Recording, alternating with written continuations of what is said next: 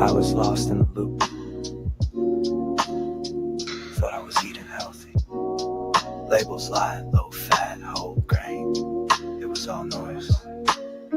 Out of the loop, now I see it so clear. No kale, no oats, just me in the mirror.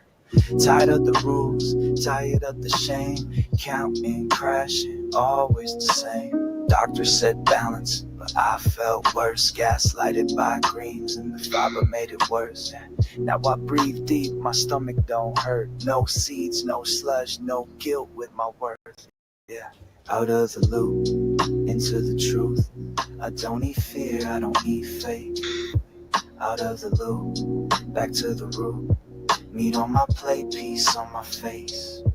Out of the loop, into the truth. I don't need fear, I don't need faith.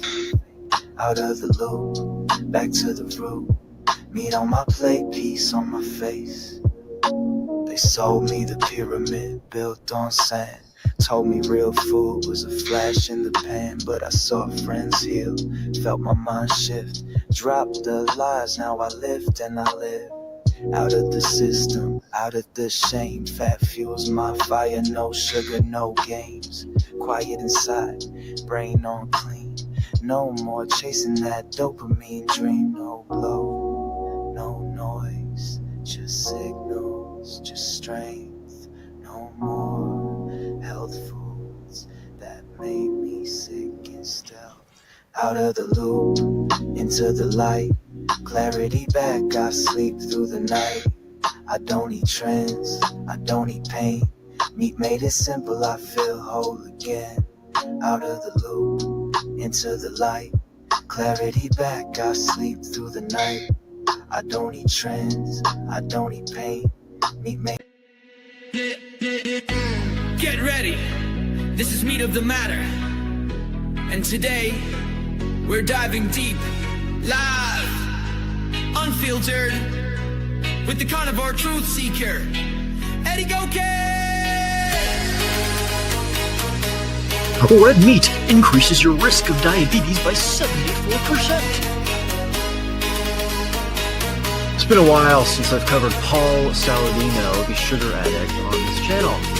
And I'm here to say that human nutrition science is not science at all, okay? And that's not anti-scientific. That is the exact opposite once again. It is pro-scientific. It is insistent upon the scientific method.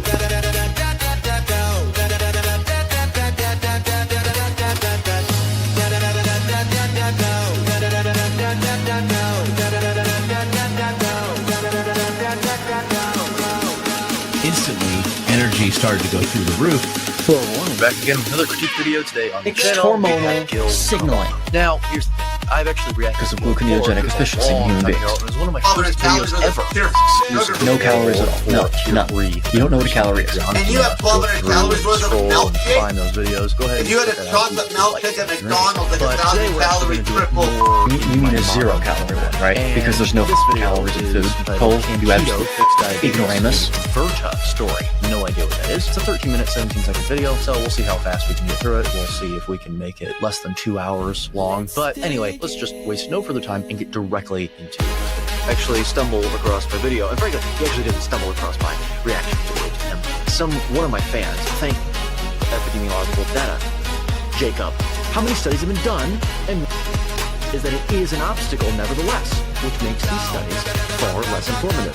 These populations are genotypically and phenotypically different from each other, and therefore the results of studies can only be extrapolated to the group study, which is also why repetition of your results is what's important with randomized controlled trials. Jacob, how many studies have been done, and were they on the same population? Were the samples from the same population? Jeez. Hello everyone, we're back again with another critique video today on the channel. We have Plant Choppers. The video title is Dr. Anthony Chafee, Plants Are Trying to Kill You. But unfortunately, well, for me, unfortunately for you, someone emailed. Conclusion, the results of this study demonstrate that 8-week consumption in what amount, and of what honey, and in what people, what was their genotype, what was their phenotype, what was their health history, what was their age, what else were they doing, how well were they controlled, was this reported consumption, what else were they consuming, what else did they change during this period of time?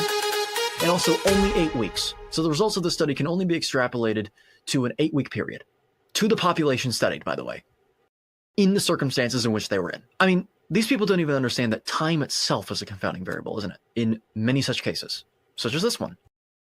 Else is sick and fucking tired of seeing all the carnivore shit all over these fucking apps. No one cares if you only eat meat. Every single one of you have to identify by carnivore fucking Connie, carnivore Ken, whatever the fuck your name is, and you add carnivore to the end of it on your fucking bio is fucking weird. Weird. You're literally treating your diet like a fucking religion. A religion. A meat religion. Okay? Like, what in the absolute meat fuck is this shit? Your fucking forts with your eggs and your cheese and your fucking butter and your dates. No one cares. You can't shit. Your fiber intake is fucking 0, and you think you're just fucking trudging through life getting all healthy. Get the fuck out of here. No one cares. Your meat fucking ass, your meat farts, your meat sweats. No one wants to fucking hear about it. Okay? Okay, listen up, grown-ups. You've scrolled past enough fluff. This guy, he ain't selling kale. He's breaking myths with meat. It's time for Eddie Goeke, right here on Meat of the Matter. Grab your steak and let's slice through the science. Back to you, Tony. Well, thank you, Carnivore Baby. Welcome to the Meat of the Matter live. We are here with a big group of people today. And first of all, thank you, Byron, for the music behind the intros. We love you. Please subscribe to him at Carnivore Beats on TikTok and YouTube. And of course, welcoming Eddie Goeke live to the conversation. Thanks for being here, man. We really appreciate it. We did an interview with Eddie last week or the week before, and it's out now on all our channels. And I would urge everybody to please subscribe to all the channels. We got Eddie, Byron, Peter, Mark, and myself. We're here live every Sunday. And well, how's everybody doing? We got a full house today. Doing very well. Yeah. Well. So, Eddie, I gotta tell you, man, I got the audio version of your book. Yep. And Eddie's book, Contraindicated, is out on Amazon and all the usual channels. I think the links are everywhere, all over his channel. I ordered the hard copy, and I figured, you know what, let's listen to it too. So I over the last few days listened to it. What a great job, man! And I think it's a great reference for a lot of the questions that a lot of the people in the carnivore space have, and it goes hand in hand. And well done with the narration, with you doing it personally. That was great. Yeah, no, thanks. I'm glad that you enjoy the book. And also, thanks for having me on again. Yeah. I'm looking forward to this. But no, it took a while. It took a while, but I finally got it done. That was the 3rd time that I tried to do it. The first 2 times, they didn't go too well. So yeah. Right on.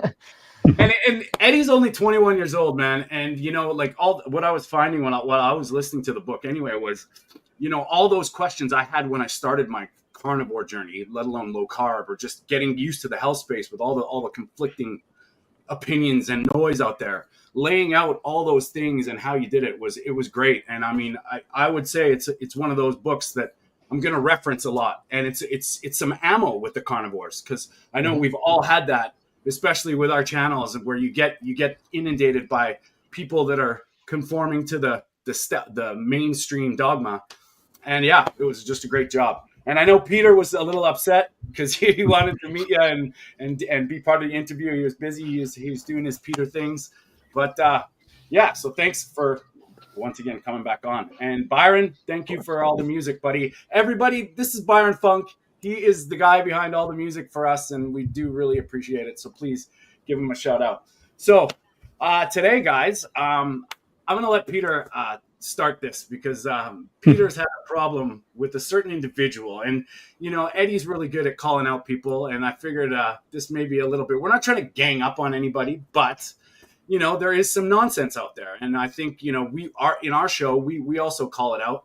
Mark is very good at, you know, doing his little rants in a different way, but we're just going to play a couple clips. I know, Eddie, you're not really on TikTok, and these might come from a little bit of TikTok videos. They're a little shorter, so we can all go around and just I'm see familiar. I'm familiar enough with the platforms because whenever I was younger, I used to have it, and also I'm on Instagram and look at the reels and stuff. And usually, the Instagram reels are just reposts of TikToks. So yeah, exactly. Yeah, that's my trick. It's all completely repurposed, right? But it is what it is. But Peter, do you have anything to say first before we jump into this? Because I know that you've actually had some trying chats with Jacob Foods, haven't you? Yes, and if I'm very lucky or unlucky, I don't know, I'll get the response. And sometimes he can be still quite towards the contents. He can focus on the contents, but a lot of times also he'll just get away with some remark like, it's written in the studies and that sort of stuff, without being any more specific. And typically, if you respond in the comments, you'll get a load of people getting at you, responding in quite an aggressive style, supporting Jacob Foods, of course. And they have stereotype images of the typical carnivore. And in my opinion, they have often looked at videos from the Liver King too much. But I don't hate Jacob Foods, and I think actually also in his latest videos he seems to be quite a reasonable person, and I think secretly he also has sort of a nuanced view on seed oils, but he doesn't like the fact that people say that seed oils are dangerous because there's not a lot of evidence supporting it. I personally also don't like the people saying that seed oils are healthy because there isn't either a lot of literature supporting it, and they will refer to things like it lowers your LDL by 10% and that sort of silly stuff. So I don't like. So as much as I like to watch Eddie's channel, I dislike Jacob Foods' channel because it lacks the scientific precision. That's the worst thing that bothers me. I'm a bit autistic on that point. So that's what I mean. I don't care. My opinion about seed oils is basically none because I didn't dive into it. But I do know that I don't want to eat them because it's a food that only exists for a century or so, and you don't need it. So for me, it's as simple as that. If I should need it, well, bring me a lot of evidence that I need it, and bring me a lot of evidence that it's indeed healthy. So, yeah, I don't know if we start with seed oils. I don't know if we're going to start with seed oils, but it looks like we are. Mark, what are your take? Well, let's just get everybody's take on seed oils first. Like, I kind of know, but let's let the people know. How do you feel? So I pretty much agree with what Peter says. I'm the same. When I reach out to Jacob, I'm always asking him just simple questions, and I'm always waiting for a reply. Always. He never ever gets back to me. It's usually his audience that usually give out to me, which I just find absolutely hilarious. But my take on seed oils is very, very simple. It's in all our foods at the moment. Metabolic diseases are going through the roof at the moment. It's not even a food, it's a lubricant, it's an engine lubricant. These people just don't understand this, which is absolutely insane. And then when you go back and ask these people, okay, what about the foods that we've been eating for like centuries, like saturated fats? These people will demonize these foods over these seed oils, which is absolutely insane. Yeah. So it's just like, and then when you ask these people, okay, give me some proper evidence. Give me some proper evidence. It'll always be, okay, this study says this. Yeah. This study says this. But I couldn't care less what your studies say. Since I've cut the seed oils out of my life, I feel absolutely fantastic. I've worked with over a lot of people in the last 4 years. None of them are eating seed oils. And they look absolutely amazing. They feel amazing. So there's your research. There's your data. There's all the evidence that you need. I don't need to read something that you read online to prove to me that seed oils are the problem. True. Byron, what do you think about seed oils? I agree. If you look at the way they made in their origin, it definitely wasn't for human consumption in the beginning. Same as margarine. So at the end of the day, it hasn't been around that long. Food that's been around or anything that we consume, if it's been around for hundreds or thousands of years, well, that's more likely to be the better option for consumption. Yeah, no doubt. And to Eddie? Yeah, no, I have a few comments that I want to make about this. Before I even touch on seed oils specifically, you mentioned something, Peter, about your sort of encounters with Jacob foods, and you did as well, Mark. Most of the time, what you'll see is that whenever these people are citing evidence, we have to ask what they mean by evidence, what we mean by evidence. And usually their myopic view of the world is that all evidence is to be found in human nutrition science, not realizing that the human nutrition science field is based upon a science that isn't really science at all, because you can't control for confounding variables at all. And it's really all based on poor sample sizes and people that are completely different in terms of their genotype and their phenotypes. They're sick, they're metabolically ill, or they're normal, which oftentimes is quite synonymous with all of that. So the results that you're going to see, they're short-lived. They're done for about a week or two, perhaps. They're done. The variables that are being studied are completely reductionist, and oftentimes there's confounding variables that influence the result you're studying itself. So you can't draw any causal inferences at all. And so it's correct to say that Jacob is correct in saying that there's not a lot of evidence to suggest, or at least to prove, that seed oils are in any way unhealthy or harmful. In fact, I would go as far to say that there's actually no evidence in that field to prove that. There's plenty of evidence that suggests it, sure, but that's an opinion that you can formulate based on that science. This is why we branch out and we look at plenty of other sciences. And Byron, you just mentioned this, as well as Mark. How long has the food been around? Well, it's been around for a century, a little longer than that, fine, but roughly a century.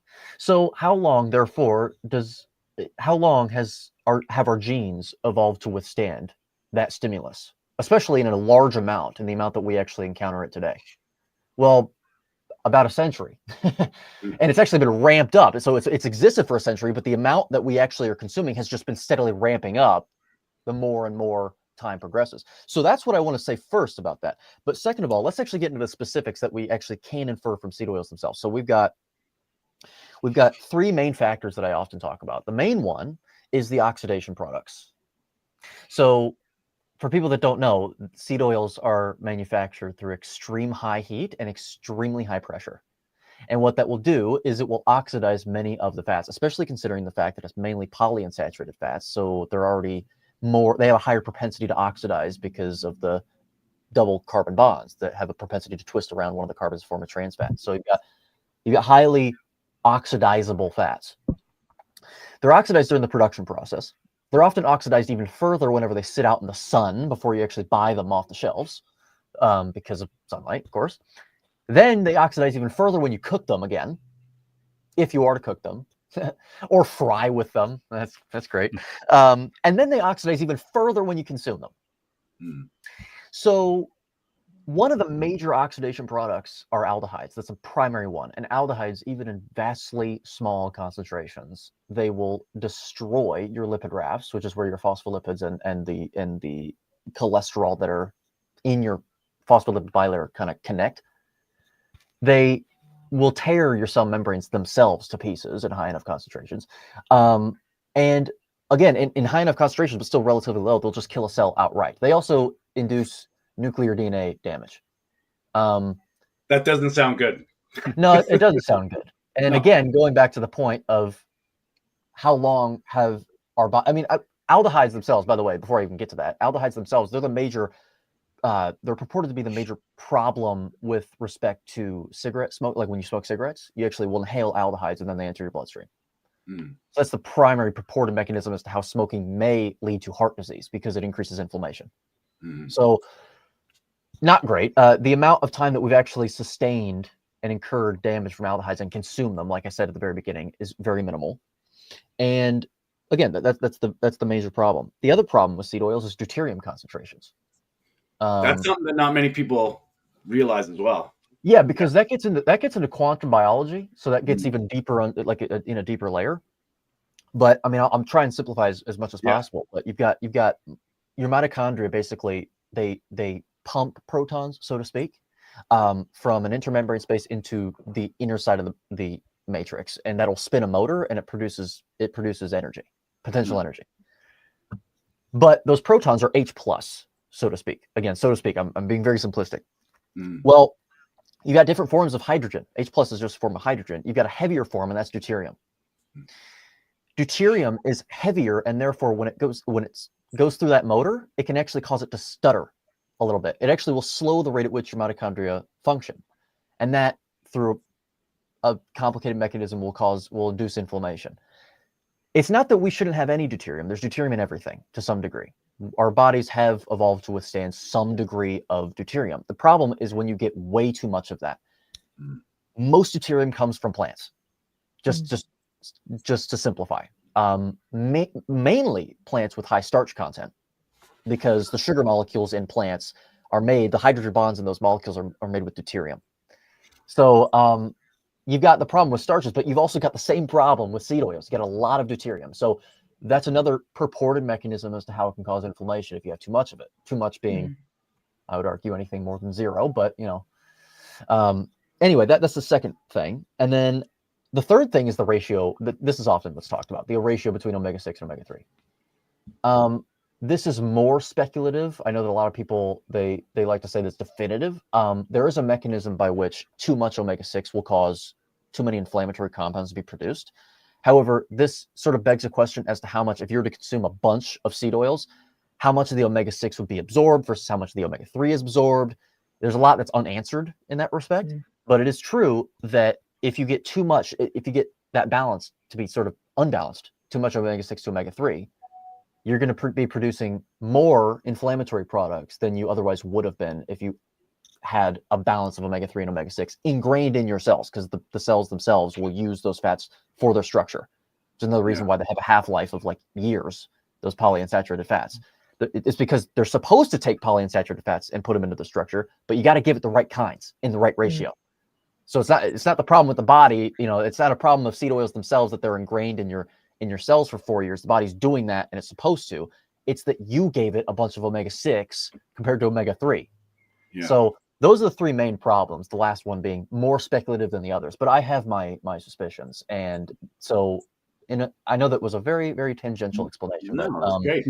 Seed oils are absolutely toxic. In fact, when we started eating them, the rates of disease as calculated was nowhere near what it is today, despite the fact that, believe it or not, I'm not saying this is a good thing, but we were eating, based on food data, hundreds of grams of carbohydrates still, even back then.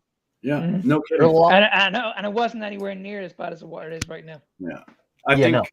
I think Eddie, you touched on the ratio part too, and I mean, I kind of in my mind, like I look to nature, and we look at what's natural, but people don't really understand that omega-3 to omega-6 ratio, where 1 to 1 or 1 to 4. Now I think, like paraphrasing here, 1 to 20 plus, 1 omega-3 to 20 plus in our standard diets. Like, you want to talk about grapeseed oil has an omega-6 to omega-3 ratio of 800 to 1. Well, that's and then also I look at where they came from. Like we talked about in history, but if you start realizing that Crisco from Procter & Gamble, crystallized cottonseed oil, what that actually means, because so many people think, I don't eat cottonseed oil. You probably do. I don't eat soybean oil. You probably do. And then in Canada with canola oil, like people don't understand the market after World War II, how this tank lubricant, became Canadian oil low acid. So I think, a lot of times just look at what they're doing and for profit and for the markets. And it like backs up what Eddie said and everybody said about the proof in the seed oils. Like, do we really need proof? We've got a lot of it, like circumstantial, whatever. So, and also a lot of the process for the companies to make more profit. A lot of the extraction happens and the process happens for chemicals. So it's not just a matter of compressing seeds. It's not like seeds are going to squirt out a lot of oil if you just compress them. So a lot of it's going to come through chemical processes, especially on a mass production style. So what else is going into your body besides omega-6s that are overloading? Exactly. Yeah, those oils were effectively waste products that we've tried to figure out what to do with it. And we're also not the only ones suffering from sort of this imposition of these oils just due to it being waste. It's also animals. One of the byproducts during seed oil manufacturing is what they call canola cake. And they'll actually feed that to cattle. So they're also being afflicted by this. Yes. Yeah. Well, let me play devil's advocate for a moment, because and I'm wondering what Eddie's take is on this, because there are a lot of studies, epidemiological studies, showing benefit of seed oils, and I think, if putting aside the fact that it's epidemiological, you can show that it has health benefits, and my suspicion is that, for example, it could be something like the oils containing omega-3 oils and also omega-6s.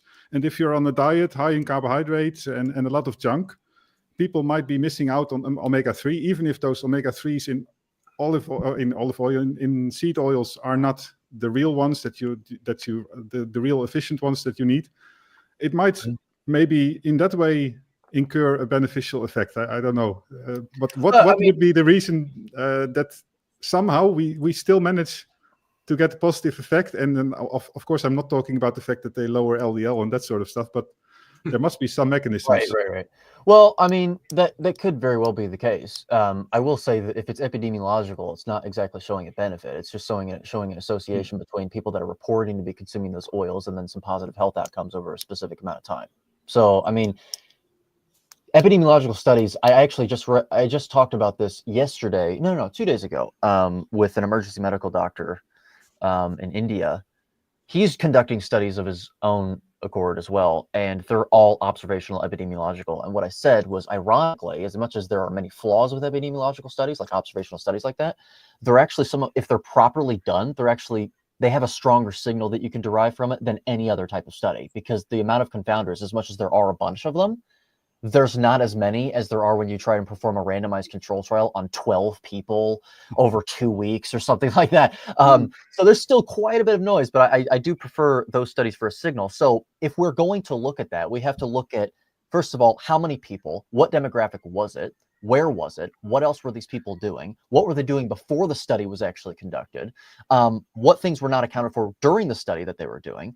And many of those things can actually let's think of it this way. If the study was done for like 10 years, sometimes these epidemiological studies, if they're done on like tens of thousands, sometimes up to millions of people, they go on for a long period of time. My habits change month to month. And so, and the food frequency questionnaires, I mean, that's usually what these are based on, food frequency questionnaires. I've often seen the average based on the studies I've seen, the average amount of follow-up time is about 1 year. And so you've got if their habits changed every single month, then there's 12 different things that you did, 12 different sets, not just individual behaviors, but sets of behaviors that weren't even considered. And so that's what you're missing out on. But one study I recently reviewed was actually about this. It was about the incidence rates of saturated fat intake compared to, it was a prospective cohort study. So they compared 2 cohorts. So they did the study on 2 different cohorts, 2 different populations. And they did it for about, it was a few years. And they said in the study that they administered food frequency questionnaires. They followed up during the study every 4 years. And this is what we're talking about. I mean, this is putting aside the fact that whenever these people put in what they're eating, the questions themselves in the questionnaire are vague. So they can't even give as many details as they want. It's also up to scientists themselves to determine where they put certain foods, like how they categorize them. So pizza can be considered red meat. Yes, exactly. They can consider that red meat because there's pepperoni on it. I mean, this is what we're talking about. So in terms of epidemiological studies that purport to show benefits of seed oils, there's plenty of mechanisms that may be the case. Those studies really can't inform upon that. However, I would also like to consider, is the difference in the incidence rates of heart health outcomes that significant compared to, like, let's say if you did a prospective cohort study, is the difference between the associations a point of like 10%? Because if that's the case, that's not significant enough to say definitively, well, then it's the seed oils. It's definitely the seed oils that cause that cause that amelioration or hedged against any negative heart health outcomes. So I'd have to look at the studies specifically. Just because the studies have limitations, I will say, to play devil's advocate, that's all I do. Even though they have limitations, that doesn't mean that the study itself was conducted poorly or was done irresponsibly. Every single study is going to have limitations. But the more limitations there are, that is oftentimes indicative of the fact that not only was the study itself sort of not able to inform upon as much as many people would like it to, but also that it was done improperly. That's two issues with science. Tony, you and I talked about that in the last conversation. It's science itself can't inform upon as much as people would like it to, and also it's done improperly. So then you just got a big mess. Yeah. So, yeah. Well, that's one thing in the carnivore community that I don't like, is that some people totally dismiss epidemiological studies, and indeed they can have their purpose as long as you follow up with experiments and that sort of stuff. Yeah, exactly. Epidemiology is hypothesis generating. Sometimes I think that a lot of times when they conduct epidemiology, they get too carried away with the results, even though like if the results, like I said, are like a 10% difference between populations, you could form a hypothesis and conduct a study based on that hypothesis that you derive from that. However, I don't know if 10% is that big of an association to even say that there's enough signal there to imply or indicate that your hypothesis is in any way correct. I mean, you can still conduct the study. There's still some support. But oftentimes these comparisons, I mean, we're talking about if you convert the relative outcome statistics, so relative is like just proportions. So I gave a percentage, for example, a 10% difference between the populations. If you're going to convert that into absolute values, oftentimes when you look at these studies, the absolute values, when you convert the percentages to absolute values, are somewhere in the ranges of tenths or hundredths of thousandths of incidents of death, or whatever the outcome is that you're studying in your study, per person per year of follow-up. So then if you multiply that over 100 years for a 100-year lifespan, you're looking at a value that's much less than absolutely nothing at all. And oftentimes these people run with it, and then they just do these junk studies, spit out even more junk results, and then they construct this whole ideological edifice that says, here's the epidemiological study. Then we did a randomized control trial on this. We repeated it. Oftentimes they didn't at all. They just ran with one that had N of 12 or something like that. And then they go, boom, slam dunk. You should stop eating red meat because you're going to die. Roll the headlines. Yeah, exactly. Then the headlines misrepresent it even further. Yeah. And then it also comes down to who's funding the studies. Yep. Because if you look at Dr. Keyes, they had studies across how much of a population, but then they only took the ones that suited what they wanted the outcome to show to the world. That's arbitrary selection criteria. That's usually up to the journals. A lot of times, we talked about this as well in the last conversation. A lot of times the scientists are actually not even at fault. I'm not saying they're never at fault. There's plenty of them that are. They're the ones online making a bunch of false claims, right?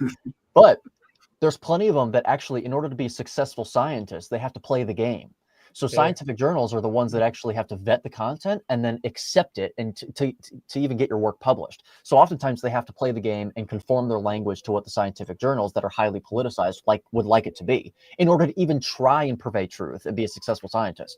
And so that's another big problem. So not only I think the biggest problem is actually the journals themselves and not the scientists. Again, not to say that there's not plenty of scientists that are a problem. Even if, I mean, it may even still be a significant minority of them. But I think journals are even worse. And a big one too is the citations, right? Like, I mean, if you just look at it is what it is. In the plant-based push world, Walter Willett, look on every study, every single plant-based study that comes out, Walter Willett's name's on there, whether he's affiliated directly to it or not. But that's interesting because he's Harvard. He's got this push, this political backing, where all of a sudden he's got 30,000 citations because his name's on it. And quite often people don't look at the names of the scientists as well. Like, they just get they get trophied in there as opposed to being part of it. So I mean, that's and still I think we should be careful, because I would call it maybe like the who funded the studies fallacy, because of course you can say like, oh, this funded by this and this, so let's just dismiss it. But, that's that's actually a good point. I'm glad you brought that up, Peter, because just because a study is funded doesn't necessarily mean the results are completely necessarily invalid, because no matter who funded a study, legally speaking, they cannot misrepresent what was studied. What you'll see in the study is that if it was funded, oftentimes they just so conveniently, so conspicuously leave certain things out, and you're like, oh, or like certain things in the methods, they like almost constructed the study in order to get the result that was made. That's what you'll often see in studies that are paid for. Because of course, the conflict of interest, there's a section there for a reason. Like they have to list where their interest lies, right? Yeah. And so, yes, that is another. Just because it was funded doesn't necessarily mean it was invalid. But oftentimes, you will see that if it was funded, the way that it's constructed, the methods are like quite vague. You're like, oh, I feel like you would have been a little more rigorous with the study if you weren't being funded. I feel like, yeah. So no kidding. Yeah, like there's I mean, you can be confident basically that if it's funded and it has wrong intentions, that you can find it out. I mean, maybe not always, but yep, exactly. That's what you should do. Most of the time, it's going to have the actual study documents in one place, and what makes the public's eye will be slightly different because they're obviously going to keep a lot of the information, and there is a lot of the information that you do find in some of the textbooks now, but it obviously isn't making the mainstream study material. And that's where it's almost like there's two versions, the original version and then the version for the public. Yep. You'll see that a lot too, to be anodyne and inoffensive, to maximize your reach and all that stuff. Yeah. And I mean, I remember Bart K, like I remember a couple of his videos, he did that long list of conflict of interest. It was like longer than his video. It was like, when you actually look into these conflicts, you're like, holy crap, man. Like that was that was one of the worst ones that I've seen personally. Yeah. That was the opinion piece written that was sort of put together by, what was it, the European Cardiology Consensus Panel or something like that? I can't remember exactly who it was. It have been brought to you by Pfizer, right? Like pretty much. Like it was just, or whatever. Insert medical company here. Like, wow, man. One of the studies that they actually included in their meta-analysis in that little opinion piece was actually N of 2, by the way. 2 people. Pretty big group, eh? Yeah. Yeah. There's no noise around that signal at all. Definitely doesn't swamp the signal entirely. Yeah, great. It's no doubt. Ridiculous. Well, boys, why don't we put Eddie to work? Let's see what he thinks about a couple of things. Let's see what that was my warm up. That was the warm up. Okay, good. You got the gears going. Yeah. No, man, Eddie, you've got a great take on this stuff, and it's quite often like people coming into this space, they're just getting railroaded, and I've heard it countless times with people. Yeah, but Harvard said, or didn't you read this? And it's new carnivores, people that are trying to take control of their health. It's nice to have an ally that calls it out, and that's it, right? Yeah. No, just we're gonna basically what we hear on a daily basis, and what I suspect that we're going to hear here is going to be a bunch of textbook logical fallacies, because that's all that I see online, whether they realize it or not. They're engaging in logical fallacies. Yeah. So good. And like I said before, we're not trying to dog anybody, but Peter, we care about him, so we need to address this with Jacob Foods. He's been trying to do it forever, so it's just perfect timing. And he is a I don't know if he's a dietitian or studying to be he graduated. He graduated. Yep. Yeah. He posted his graduation post recently. So he's part of the machine, and oh boy, kind of when you're taught and told something, it's I remember we should all follow. Yeah, we should. Let's get on with it, and we'll see what you guys think about it. So we'll start with the first one here. Or something that's super high in sugar and processed, you might not want to be having a ton of that, but you might want to swap that for other carbs. Here we go. There are no foods that are good or bad. There are just foods that are more nutrient dense and less nutrient dense, and foods that are easier to overconsume and foods that are harder to overconsume. And if weight is an issue for you and you're wanting to lose weight, if anybody wants me to stop it at any time, let me know. And harder to overconsume. When it comes to carbs, pause it. It's going. Okay, so you probably expected me to want to pause within the first 2 seconds, because that's usually what I do. And the reason I do that is because it's really, usually these people are speaking extremely fast, and they say 4 things in 2 seconds, and you have to be able to counter every single one, because oftentimes the 4 things they said, each additional thing they said was based on the first thing they said. So you have to counter the first thing they said in order to make the rest of it even be able to be easily, dismissed. Okay, so when he says there's no such thing as good or bad foods, I would say correct when you're using the words good and bad. Yes, those are value judgment characteristics. But then he says there are only nutrient dense foods, or foods that are more nutrient dense and less nutrient dense. No, That is not true. There are only foods that are indicated according to the principles of indication, which are directly proportional and based upon the Darwinian principles of evolution. What our genes have most evolved to genotypically withstand, not phenotypically. And that gets into the distinction between phenotype and genotype, and we can get to that later. Yeah. There's only that and nothing else. Sure, he's correct in saying that there are foods that are more and less nutrient dense, but that is based on a premise that if something is more nutrient dense, it must be better for you, which would indicate that something that is extremely fortified with a bunch of synthetic nutrients that your body can use, well, that's a good food then. That's a great food. You should be eating that. That's why I want to tackle that. No, there's not just more nutrient dense and less nutrient dense foods. That's not how that works, because plenty of water has no nutrition at all. And that's definitely indicate you should be drinking water. You should absolutely be drinking water. That should be your beverage of choice. There's no nutrition in water at all besides, I mean, there's certain minerals, but is it nutrient dense? No. Yeah. So no, that's not what this is about. Then he goes on to say, well, then there's also foods that you can more easily overconsume and more easily underconsume. Well, yes, but theoretically, the foods that are really easy to overconsume being defined as eating beyond what is required with relation to that food specifically, are foods that are not indicated for your physiology, because if they were, then theoretically you would think that you would be able to attain satiety with those foods most conducively. So again, this all goes back to indicated, not good, not bad, not nutrient dense, not nutrient deficient, low in nutrient density, I guess we should say. Yeah. It doesn't go back to that. It goes back to one thing. So that's what I want to say first. Now, the question, we can continue in just a second. The question here, are there bad carbs and good carbs? I want to address that. I want to actually answer this question correctly. Okay. And then see what he says about it. Right. Yeah. So again, with the good and bad, we should be using those words. Are there carbohydrates that are indicated or contraindicated, as I like to say? Yeah. No, because all of the carbohydrates themselves, carbohydrates, when we consider carbohydrates, we're talking about monosaccharides and disaccharides, really. That's what we're talking about. Disaccharides will break down into individual monosaccharides, so we're really just talking about monosaccharides, aren't we? We're talking about galactose, we're talking about glucose, we're talking about fructose. Those are the primary ones. You've got the disaccharides, maltose, sucrose, lactose, all of those break down into the first three, though. So we're really talking about those. The amount of time that we consumed carbohydrates throughout our evolutionary history was very ephemeral. And whenever we did consume them, it was in low amounts, nowhere near the amount that we can consume them today. So that's the first thing. Second inference.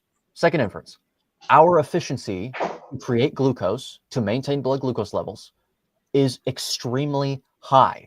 That of hypercarnivores, evinced by the fact that no one studied ever under any clinical settings for any given period of time has ever shown a requirement for exogenous carbohydrates, ever.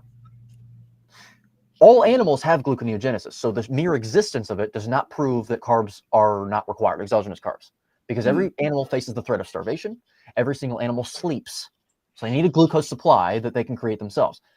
The problem is the actual thing that we should look at is the efficiency, the rate at which you can produce the glucose without consuming any. That in human beings is that of hypercarnivores. Also that of herbivores, by the way, because herbivores don't consume simple carbohydrates. It's hardly ever seen in the world that animals are consuming simple carbohydrates. That's why horses, they actually use fat for fuel. These herbivores, they use fat by consuming fiber and fermenting it because they have an ability to do that. So that's the second inference. And of course, the last thing I'll add is above a certain physiological concentration in the bloodstream that is most conducively achieved by consuming them, they are toxic. And we do not seem to have an ability to withstand the glycation damage in our arteries while maintaining homeostasis. Hummingbirds can. They exhibit, by the way, if you didn't know, postprandial, so after they eat, blood glucose levels as high, it's been recorded as high of 756 milligrams per deciliter. Wow. Hummingbirds. Yet, when you measure their HbA1cs, they're lower than that of non-diabetic humans. Yeah.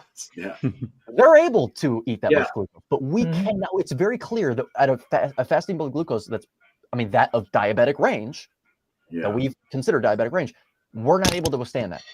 So multiple inferences as to how they're not required. That's what I'll say. If anything else comes up, I will address it within. And just in support of Jacob here, could you say that at least fructose is a good carb, or let's say a less worse carb? So can you make that distinction? Right. Well. Okay. So fructose, chemically speaking, seems to be about 7 to 10 times more glycating than that of glucose. It is also quite inconspicuous when it comes to the damage it induces because it's not registered on HbA1c, and also it doesn't raise your fasting blood glucose because it's not glucose. So a lot of times, if you eat a bunch of sugar, you'll have a blood glucose reading that's quite high. It'll spike, but your blood glucose reading is not commensurate. It's not identical to your glycation rate reading, the hypothetical one, if you were to even be able to measure that. It's actually going to be much higher if you've consumed fructose because there's a bunch of fructose in the blood that's not raising your blood glucose. Fructose also is metabolized differently. It creates lots of AMP in the liver instead of ADP. So usually when you're using ATP, you break it apart into ADP and PI, right? Well, fructose goes through a different process where it causes ATP to be hydrolyzed into ADP and PI, and then the ADP will go on to produce AMP and PI. It's a fast-acting reaction. AMP will disrupt your ATP, your purine pool equilibrium. They're all purines, ADP, ATP, AMP. So it disrupts the equilibrium. So the body, the cells, will actually have to excrete a lot of AMP through a conversion process. AMP goes to form urate, also known as uric acid. So the reason that a lot of people will say that fructose is a major contributor to gout, the theory is that, well, it's going to raise your urate levels beyond what the body is actually designed to withstand, because you're not supposed to be eating that much fructose, and then there you got a problem. You've also got a problem as a result of that, which is a lowering of your purine pool, your ATP reserves. I think this is one of the reasons that fructose is associated with fatty liver. Of course. Yeah, I really 100%. Well, Yeah, 100%. it's funny you say that, because like I read Dr. Robert Lustig's book Metabolical, and when he's like, this is where we're taking it into context. I mean, I think he's been pretty ousted by the medical community for being so forthright in his opinions. But he's a pediatric endocrinologist, and when he said, "I'm seeing fatty liver obesity in kids now, this is a serious problem," and when he, basically what you were saying about the fructose, he was saying the problem is fructose.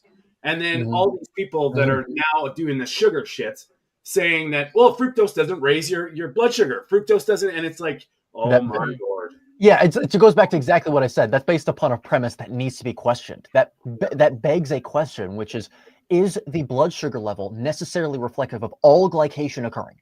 All of it. Well, when it isn't at all. Yeah. It measures only glucose. Yeah. And That's that's what it comes down to, doesn't it? It's just it comes down to just one thing, and that's just measuring glucose. That's all it is. Yeah, exactly. And only in the bloodstream, of course, because elsewhere in the body, a lot happens as well. So that's true. That's true. I mean, you we're not seeing. It's used as a proxy measure to determine how much glycation is occurring to your red blood cells, which makes sense because it's in the bloodstream. However, it doesn't inform upon how much glycation is occurring by the cells that are taking that glucose up in order to try and hedge against even further glycation damage that would occur if more of it was in the blood. So, I mean, we know that glucose in a cell will do very similar things to the aldehydes that I just talked about. In fact, the reason for that is because glucose is an aldohexose. It has an aldehyde group on it. It is reactive still.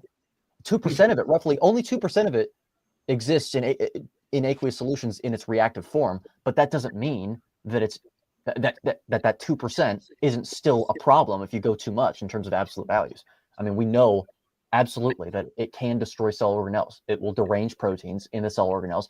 It even has a possibility of not only deranging nuclear DNA, but the more important DNA, arguably, which is mitochondrial DNA, which is that's the common denominator with cancer, by the way. I'm not saying that glucose is definitively a carcinogen. I'm not saying that, especially considering that at least the body has it can actually do something with glucose. It does recognize the molecule. It's not too unfamiliar with it, of course, but it is unfamiliar with a bunch of it being dumped into it exogenously. So, yeah.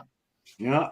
Well, shall we continue? We'll try to get this done. Okay. It's going to be really hard to overconsume any food that comes let us from know. a whole food Let me source. know. Sweet potatoes, brown rice, fruit, all of these are going to be hard to overconsume because they're high in fiber, they're high in volume, They're really filling. They sit in your gut for a while. I think we should stop and there. They don't. Yeah, dude. Let's talk about the fiber. Oh I wrote my that, by the God. way, just so you know. Where do you just- want to start with this one? So I just want to say, I want to let you guys be able to talk as well. So one of you can go first, but I will say, while that played, I wrote down 4 notes on my Post-it note. 4 things to say, by the way. 4. So anyway, yeah. So I don't know who wants to take this first. Mark. Okay, I'll start. So he says that it's very hard to not overconsume on these foods. Okay, fair enough. If you're eating a lot of fiber, that's fair enough. It's going to slow down the process, going to slow down the sugar. That's fine. But the thing is, if you're eating a lot of fiber, you're going to feel like crap. These foods are not even a nutrient. So it's like, okay, why are we eating these foods in the first place?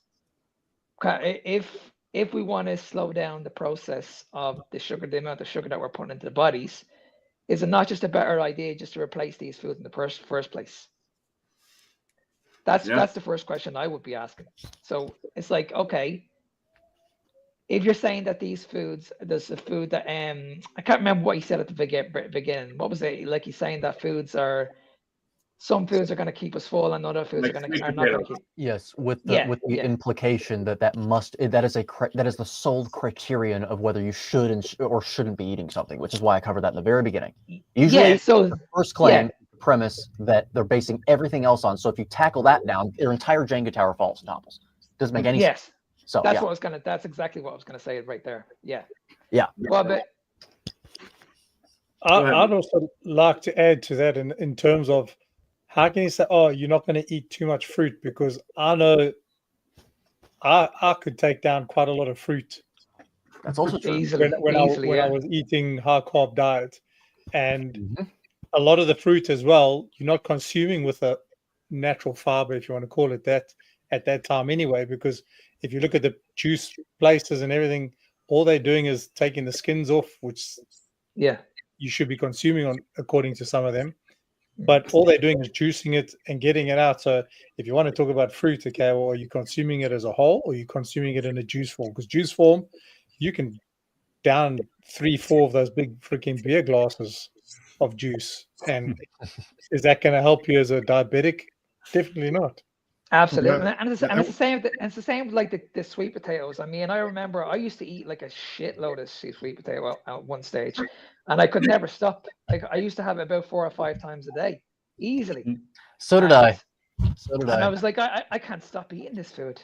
Literally just cannot stop eating this food. And it wasn't until I started adding plant material in and that, okay, it slowed it down a little bit.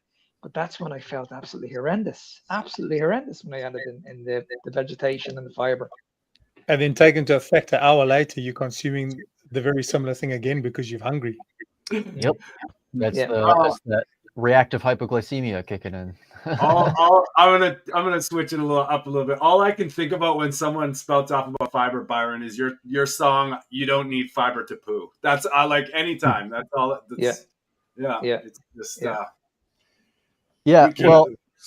It's just highly contextual, all the benefits of fiber, and that's where they go wrong. And besides that, I think also what bothers me a lot is that people have no idea about how fiber works, because nowadays you see a lot of people eating additional fiber, and it doesn't work like this. So if you consume, for example, this orange juice or some sugary thing, and you add to it some fiber, it doesn't do any bit.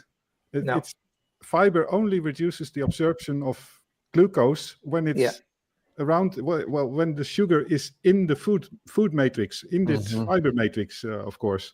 And the whole probably Eddie will also start about all the contextual benefits of fiber. Because, just name 5 or 6 of them, and they always refer back to that.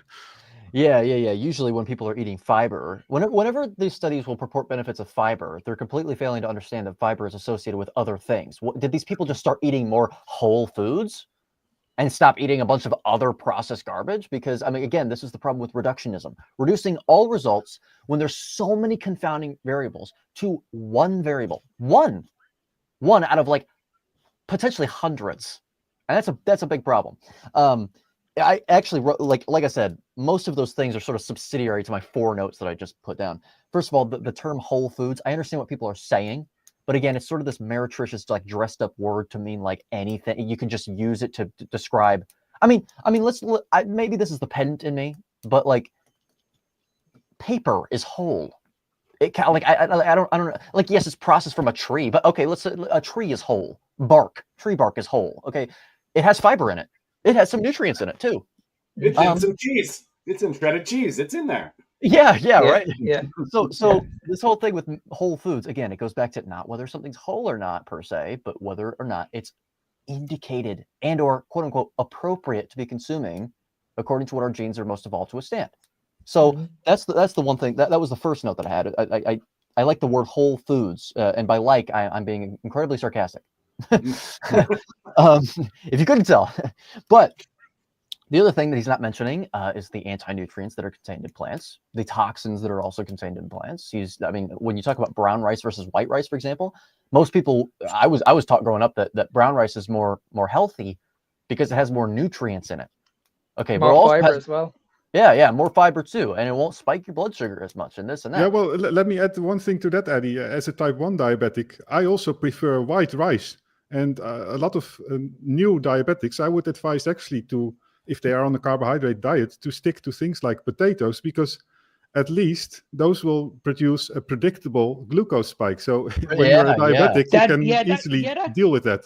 That's actually quite interesting, Peter, because like you mentioned, a lot of people would stay away from pretty much the simple carbohydrates for that reason, because the sugar spikes will be too high. So they'll be thinking, okay, if I'm eating everything like brown rice, if I'm having the sweet potato, instead of like cutting the skin off it, it becomes totally chaotic. Yeah.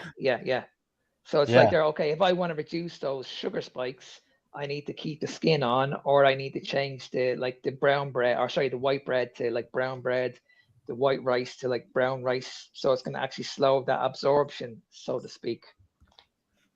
Yeah. And Lance said people also add fat and protein to their carb-loaded meals and see less of a glucose spike. Does that make it better? Yeah, right. I mean, Peter, being a type 1 diabetic. Yes and no, I would say. Yeah. It depends on what the criteria is for better, right? I mean, it's a trade-off, I think. Whenever you consume, you're still consuming glucose, and you're still getting a glucose rise. In fact, you're getting basically lower glycation in one go, but it's more sustained for a longer period of time. So there's that. Not to mention, at least fiber. Fiber, whenever you consume it with like, if you consume an apple or something, not only does fiber blunt a glucose spike because it slows the absorption rate, fiber itself will actually take glucose up with it. So you actually won't even absorb as much glucose at all. I'm not saying it might even only be 2% of the glucose you consume. It's still not the majority, not even close. But with protein and fat, that would only be slowing it, because protein and fat don't take up glucose with it. Fiber does. Soluble fiber will. It takes up nutrition with it. It's why it's actually itself considered by some people, including Anthony Chafee, by the way, it's considered an anti-nutrient because it will actually take up nutrition with it, which is the definition of an anti-nutrient. So you're actually still going to get the full glucose response, or you're still going to get the full glucose absorption if you're consuming with protein and fat. There's also the consideration of the Randall cycle as well. If you're consuming fat and carbohydrates together, you'll probably store more of your fat than you will oxidizing it and using it for energy production purposes. Protein as well. So protein's insulinogenic effect, its propensity to raise your insulin if you're not a type 1 diabetic, because I know we were talking about in the context of type 1, but if you're not diabetic, its propensity to raise your insulin is highly dependent on your underlying blood glucose level. So if you consume protein with a bunch of glucose, you'll probably get an even higher insulin spike than if you were just to consume protein. In fact, it's been shown experimentally, at least in the people studied, of course, hold the same standard across the board no matter what type of study is being done, right? But you'll actually see that people that are eating a standard diet, if they're in a fed state, their I to G ratio, their insulin to glucagon ratio is about 4. But if they consume protein, so through alanine administration, so it's the prototypical, gluconeogenic amino acid. Their I to G ratio will go up to, it's been as high as 70 recorded. Wow. If you, in a ketogenic diet fasted state, the I to G ratio is about 0.8, because of course you're lower homeostatic insulin. If after alanine ingestion, it actually drops to 0.5. It goes lower. Wow. Because even though you're raising insulin, you're raising glucagon even more. Right. And so the ratio will go down, even though the absolute level of insulin goes up. And so that's also another problem with a mixed meal. It's the worst meal for losing fat. It's the worst type of diet to eat for losing fat for multiple reasons. Yeah. Well, no doubt, we're seeing it all over. Is if you take every single macronutrient on its own, people lose weight. Exactly. It's all the content. I mean, and is it? They coined the term rabbit starvation, and is that a good thing? Right? That's probably not a good thing. So no. So all right. I will say. Yeah, so I mentioned the anti-nutrients that he's not even considering. Humans don't really seem to be able to withstand those that well. I mean, the mere existence of toxins in plants does not mean that you shouldn't eat plants, or else there would be no such thing as an herbivore, obviously. It just matters how much we're adapted to it, and it doesn't seem. I mean, look into oxalate dumping. That's become a really new thing that we're talking. And that's in oxalates are in every plant. Now, there's a question as to whether or not it's just because we're eating too many plants. Maybe there's some indication from that logical string alone in isolation for some plants. However, it doesn't change the fact that eating that completely disproves the idea that you should be consuming a balanced diet, I would say. Because, I mean, even the standard diet is mainly plant-based. People don't think about it that way, but it is plant-based. It's mainly carbohydrates. Yeah. There's not that much fat, and there's not that much protein. There's not much animal products. So there's that. Fiber itself, yes, it might blunt a glucose spike. It might make you feel full longer. Can you get those benefits from something that's inferentially speaking more indicated? Obviously, protein and fat are highly satiating, and also they're actually able to be absorbed. And last I checked, if you can't digest something, you probably shouldn't be eating it. If you can't process it at all, you probably shouldn't be eating it. So that's a big problem. And there's more that I could say about fiber. However, I do want to get through the video because I talk a lot. That's great. No issues, pal. No issues. It's nice to get inside your mind on the fly, Eddie. It's great because, we all probably come from different angles, but I mean, it's just oh man, nonsense. You're not angry, are you? No. Believe it or not, I know that I'm really convincing on my channel, but all that act is exactly that. It's an act. Because right after I clicked the stop button on my recording, I'm like, whatever. I did my job. Whatever. It's got a comment. Why would I want to ingest tiny knives and call it good? Yeah, exactly. Yeah. Not, and there's no requirement for them. So there you go. Yeah, and that's something that people don't realize too. With oxalates, it's everybody's got to be. We're different, but if it's possible, and it's acknowledging that these things are possible, and they might be very problematic for you. So people jump on the I've got an oxalate. It's possible, and quite often we just think broccoli is good or bad. Like Jacob's saying, these are good foods, these are bad foods. Well, if you're understanding that oxalates exist and they could be problematic in you, you can start to, reverse engineer your diet into maybe excluding them because that's probably they're not indicated, right? Let me tell you that my channel on TikTok skyrocketed once I made a video about spinach, and all I did was opening a supermarket door and show a package of spinach and talk about oxalates, and people don't know about it. And my message was nutrition information on the package isn't complete, and that's the problem in the grocery department, especially the vegetables. There's a lot of stuff in it that you should know about it, oxalates and so on. So it doesn't have to be scaremongering, but at least know about it. I mean, spinach, 1 gram per. And in that video, Peter peed out giant big crystals out of the. Oh yeah, that's another one. Yeah. That's why that thing went off. He's like, "What is he peeing out? Those chunks of crystals." All right, should we continue, boys? Yeah. Okay, let's. We're barely halfway. I love it. Good stuff. Yeah. Won't leave you craving more. But if you're to eat a ton of sugar, a ton of refined foods, they're just not going to have the same effect. So when it comes to good or bad carbs, it comes down to, are there carb sources that you feel like you can overconsume? If that's zebra cakes or something that's super high in sugar and processed, you might not want to be having a ton of that, but you might want to swap that for other carb sources. So instead of thinking about what foods are good or bad, you might want to think what foods are going to contribute to my goals and make it easier for me to achieve them, and what foods are going to be harder for that. But also, you don't want to restrict yourself to the point where you start to crave these things that you're not allowing yourself to have. So it all comes down to balance and doing, for the most There part, we go. what's going There to we be best go. for That you there's that to key get word done there what now. you want to get done. Okay. Keyword, the key So word there, balance. we can end that. We can come here. Yeah. So all I'm hearing, like, you know, in my my prepped carnivore brain, you know, just kind of figuring stuff out is this: womp womp womp womp womp womp womp. That's about like that Peanuts adult background. Just like all this stuff is just regurgitated, same nonsense. You know, we hear it all the time, isn't it? Just all the time. Every single person says the exact same thing. Always. Just eat less, move more. That's what I heard in that. Like, it was all. And I'm pretty sure we've been doing this now for how long? Oh yeah. We've been doing this for what, over 50 years now, 60 years now. People are still getting worse. Everybody, I'm pretty sure now, 30 years ago, people would have been focusing on these low calorie diets, having enough fiber in the diet, and eating enough carbohydrates, eating all your good and bad foods.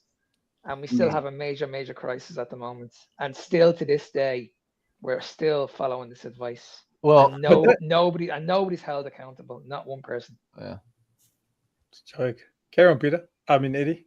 Yeah. No, I was just going to say Lane Norton. People like Lane Norton would say that that's because of the fact that they're actually not following that advice and they're not following the diet. Yeah. But you guys, I mean, I'm sure that all of you guys have. I mean, if all of you are coaches, I don't know if all of you are. I believe so. Correct? Is that correct? All of you. Peter's on the fence, but he's gonna be. I'm sort of shaking my head. Okay. Sort of. Well, the people. So I know Mark, for example. You talk a lot about your clientele. You're one of these people that you in your demographic. You know that these people have taken that advice. And so I used to coach this, Eddie. I've been in this now for over. I've been doing this now for over 30 years. I went to college. I studied nutrition. I was taught all this shit like 20 years ago. I used to coach this, and I've mentioned this many times on podcasts. People used to get back to me and saying I'm losing weight, but I don't feel good, and I'd be like, okay, well, I don't know what to do here. You need to go and see your doctor. I haven't got a clue. So I taught this for years, and when I look back at it, I'm like, holy shit. Why didn't I not research this? Why did I not do actually more into this? Why didn't I not learn about food addiction, sugar addiction? Why wasn't I not told about carbohydrates not being like our main source of energy? It's not, our vegetables are not even a nutrient. Like fiber, not even a nutrient. Like the information that I gave out, when I look back at it, I'm like, holy shit! Like I got away with it. I got away with it, and to this day, because I still speak to quite a few people in the fitness industry, and I know a few people that are actually coaching or not coaching this. They're in college and they're actually teaching this, and nothing has changed. So in the last 30 years, we're still teaching the same rubbish in college. Nothing has changed at all. That's exactly why I'm not a nutritionist, Mark. That's exactly why. I didn't want their degree. I was in nutrition school. I didn't want any of the credentials.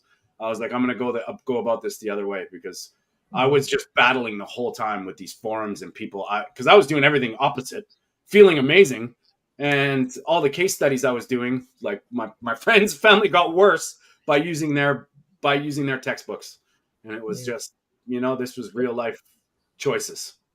And see, this is the argument I have with people when people say to me, okay, you don't know what you're talking, but you haven't got the research. And I'm like, well, hang on, I've been on both sides of the fence here. Yeah. I've done what you guys have done. Now I had to take a different direction for myself. First of all, I was in a bad way. I was like, okay, I need to fix me first if I'm actually going to start coaching this. I can't spread the word about this unless I actually do it on myself. And that's what I did. I did the research. I've done about 6 months on myself. And I said, right, okay, now I'm ready. I have the information. I have the knowledge to share this with everybody else. And this is what people just don't get.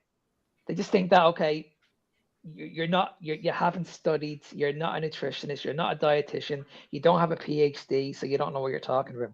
Yeah, like I said, classic logical fallacies right there. Appeal to authority, and people forget why the appeal to authority fallacy is a fallacy in the first place. It's because just because you are an authority figure does not mean you are right.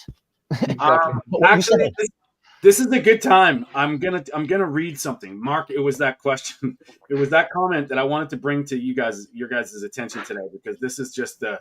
Hopefully, I can find it here. Oh yeah, the one outside, the one on WhatsApp. Yeah, it was a conversation on, and it was what you just said, Eddie. Perfect example. Okay, so I'll try and get the context right here. Mark text commented on this video. LDL is not bad cholesterol. Stay away from statins. So then I'm assuming we'll get into that. This guy texted back or comments back. Which molecule do you think deposits the cholesterol in your arteries? Mark, would you like to discuss this over a live chat? Then the guy, lad, here we go. This is what Eddie just said. This is the fallacy in full effect. Lad, I'm a cardiology pharmacist. You're a PT. And then Mark says, yes or no, champ? Simple question. I have no problem educating you in front of an audience. Up for it? And then this is what he gets back. Your arrogance is palpable through your message. I'll put you in the same category I put people who believe in flat earth. So no, it's not worth my energy. I can give you all the peer-reviewed evidence in the world. Peer-reviewed. Peer review. You know, do you guys know? I don't know if you guys know about this. You know how peer review usually works? I've done it in a totally different field, but it's rubbish. If you don't have time, you just yeah, exactly. Usually, what'll happen is the leaders of that specific, field or whatever, they'll bring the paper to someone that usually they know. Okay, they'll bring it to someone they know. They'll give it to them and they go, "Hey, you have until this date to get the thing done." And then they go, "Okay, fine, yeah." And then on the you have 30 days to get this done. Okay, and then on the 29th day, they'll look at their calendar, and be like, "Oh God, forgot to do that." Right, and they just skim through it real quick to see if there's any major errors, and then they go, "All right, here, peer reviewed it, done." Yeah, make some seemingly intelligent remarks, and they are happy, and then you have done the job. Yeah. And I would assume with some of the highly funded studies, there's some backroom deals going on. You tell me what, just give your stamp here, and I'll do this for you, and you know what I mean. It's clear that there's some, just follow the money, but no one does. What's more frustrating though is that the people want to throw their names behind. Oh, I've got disqualification. I've got disqualification. But yet when the physical evidence is happening, they still want to deny it. Yeah. If someone has changed their life, they had an autoimmune issue that couldn't be resolved by the medical community, and some other medical professional has to come along and say, okay, we'll try, say, the carnivore diet as an example, and their autoimmune issue is reversed. They're going to say, "Oh no, you can't go to that doctor," and then they report that doctor. So there's professionals reporting doctors who are actually physically healing people, saying, "Okay, they don't like what they're doing, so we must report them now to the establishment that controls their study material." But they, even though someone's been healed or their autoimmune has been reversed, it's frustrating. They just, I'm this qualification. I'm even same as the nutritionist. I'm this. But has the nutritionist ever gone and actually looked further into the material that they've studied, especially when they know there's someone healing, and you can't tell me they don't have clients that haven't had RBS that's been resolved with the way they give them diets, because they're giving them the very food that freaking aggravates the RBS. And then the one nutrition says, "Oh no, but then you have it throughout the day, have a little bit throughout the day." How's a little bit of poison going to resolve your issue of having poison? Exactly. Well, and in Mark's, in your case too, it's like, I know this, you don't know that. That's what he's saying, basically. Because I was not taught what you're saying. I was taught this. That. Forget about the people that I've worked with. I've worked with over 200 people in 4 years. Forget about them. Let's just follow the research. Let's just follow the studies. The studies are proven. But forget about these people. And this is what I kept on saying to them. I said, I can pick 10 people right now in the next 30 seconds on my phone to tell you a different story, how they've changed their life. Are you going to call these people liars? And he kept on saying the exact same thing. But what about the study? What about the study? What about the study? And this is where I get really, really frustrated. And this is where I just get annoyed. Oh, don't worry, we and can tell. I can't continue. I just can't continue this conversation with you because you're not listening to me. I would rather just face you face to face and have this discussion face to face. Yeah, let me say one thing about, and you said it as well, Eddie. I think in the last episode, maybe.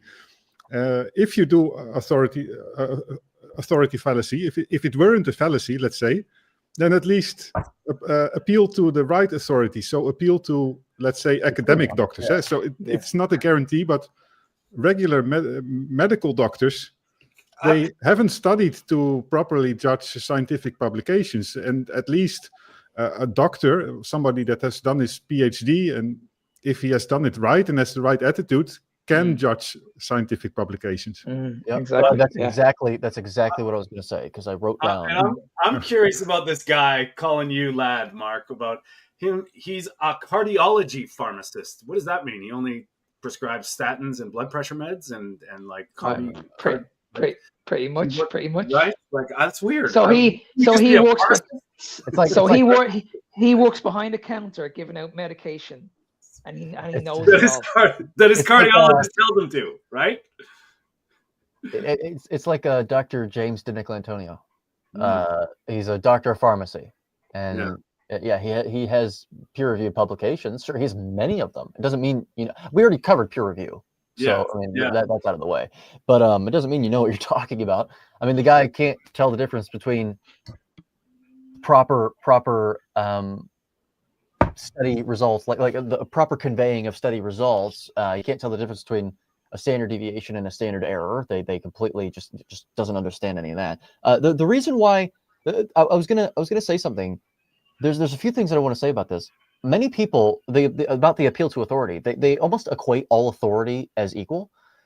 They completely fail to understand that there's specialties. So just because you are an authority, like you are a biochemist or something, doesn't mean that you understand how to interpret statistics. Because that's like, if you're a data analyst, you're really good at that. Even though you're not in the field of nutrition, you could probably interpret a scientific paper better than someone that's in nutrition. Yeah. I mean, I talked to someone from the UK that is exactly that. He knows how to interpret these science papers because he might not know what the study's about, but he knows the numbers. Yeah. But in nutrition, a lot of times it's the opposite. I say, well, you should say sort of the opposite, because they also don't know nutrition. They know what they're taught about nutrition, but you get the point. There's also the problem of sometimes, that leads into something else, which is sometimes when people actually cite their qualifications about something, it doesn't have any relevance to the topic being discussed, like at all. And you just covered that. Oh, I'm a what was it? A pharmacy? A cardiology pharmacist. A cardiology pharmacist. Well, what the hell does that have anything to do with what we're talking about right now? That has nothing to do with what we're talking about. Nothing.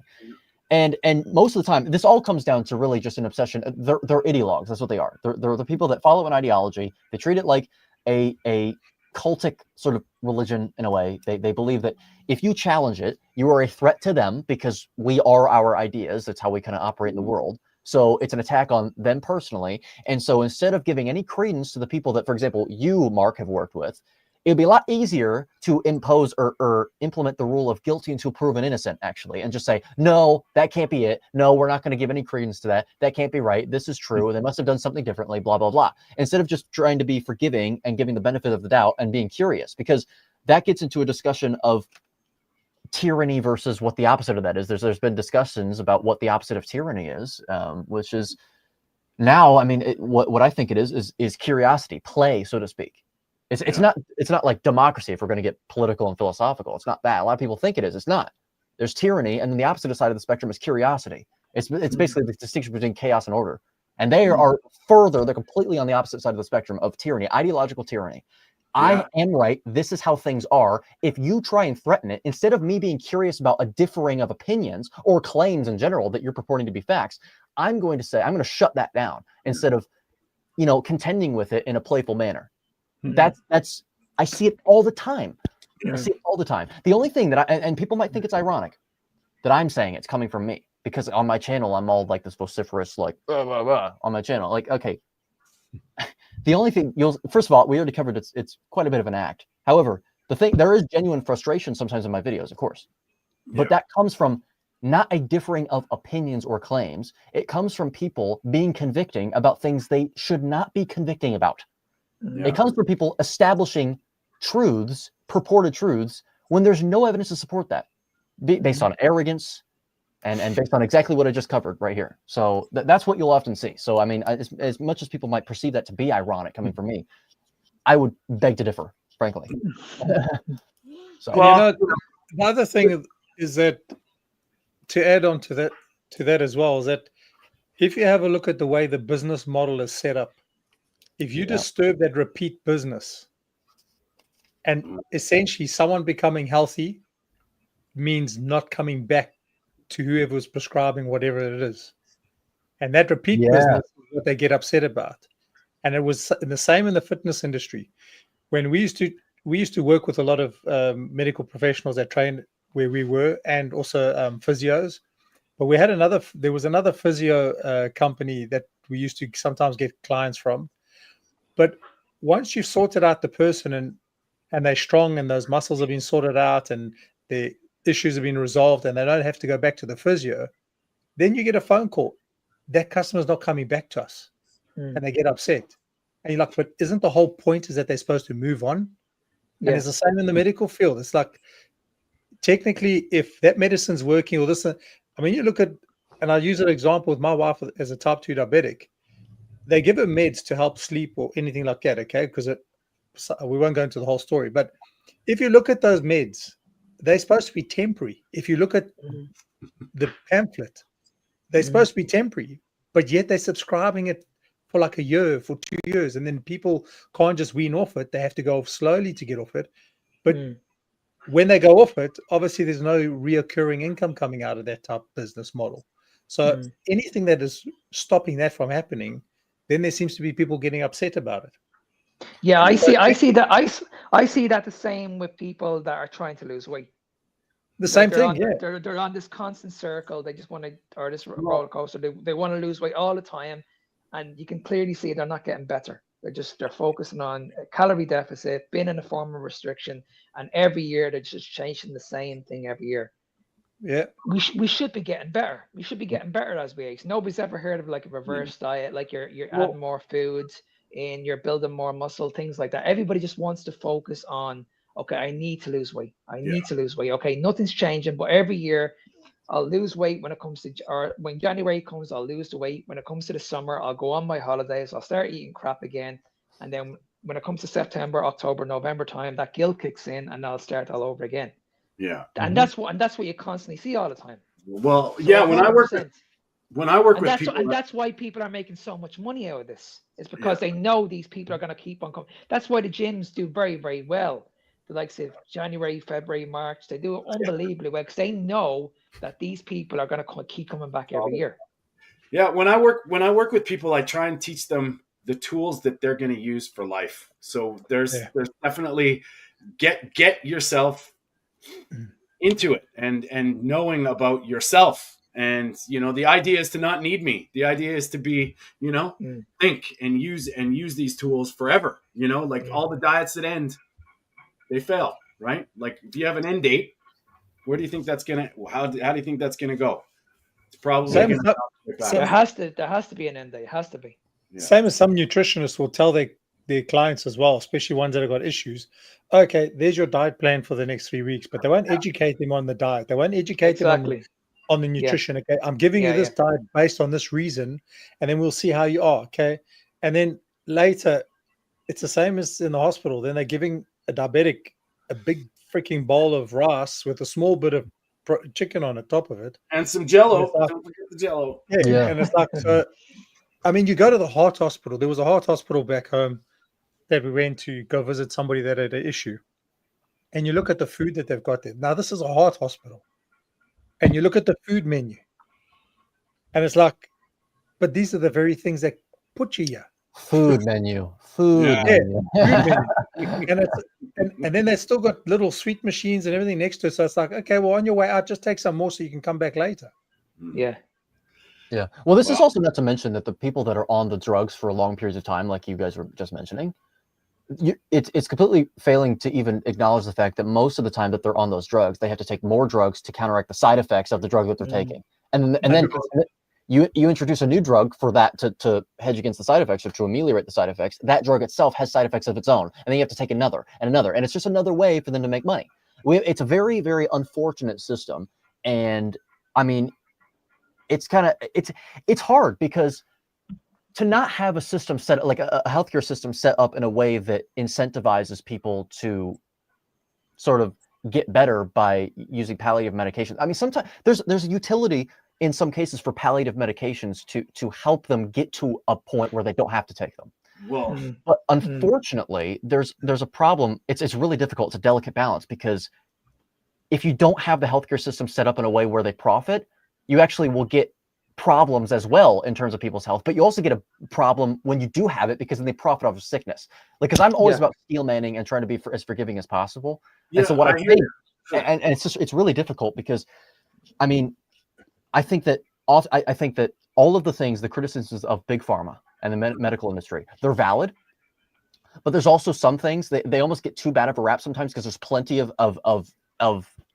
medicines, I guess, if you want to call it that. I mean, you know how I feel about this, but there's plenty of drugs that they develop that actually are, in many cases, life-saving. I mean, we know that this is why I said in the last interview that Western medicine, it's not that the whole thing should be scrapped. It just needs heavy reform.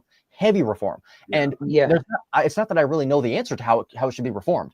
I think that in a way, we are sort of the best answer, which is trying to get people off of it, letting people know, okay, this is a system that if you stay on it, all you're doing is just making them rich. They have an incentive to keep doing this. So to get you off of their system, they're not going to be the ones to encourage you to do it. It's up for us to stand up against it so that we can get you off of it. Let's let you know that it's not something that you should be on permanently. Understand that these drugs are not designed. I mean, this is what Ken Berry spoke about a few weeks ago. I think it was a few months ago actually, and he was misunderstood, and all the carnivores jumped onto him and said he was talking about like Ozempic, and he was talking about we can do it in microdoses. He was never saying like you should be on this for the rest of your life. He just said it can be used as a tool for like the first 2 weeks, and then we can see what if we focus on your eating habits. Right. We can see what we can do after that. Now, I will always be in the camp of you don't need it at all. But I could understand. I could understand his argument. Yeah, I could understand his argument. So I'm not saying that. Okay, if you're in a situation where you cannot move, you're obese, you can't even get off the chair, then maybe it's an argument you can use it in microdoses if you want. Yeah. And at the end of the day, the only utility, the only indication for that would be in the context of someone that has already been basically afflicted heavily by doing things that they shouldn't have been doing anyway. I made a video about this too. I was like, when I say that something is contraindicated by medical definitions, what that means is not that you should never ever have it. There's no indication ever. It means contraindicated in 99% of, like, in all general circumstances. I even said this about sugar. I said that sugar is, by definition, by the way, it's not even just an opinion. By definition, it is a drug. It is a drug.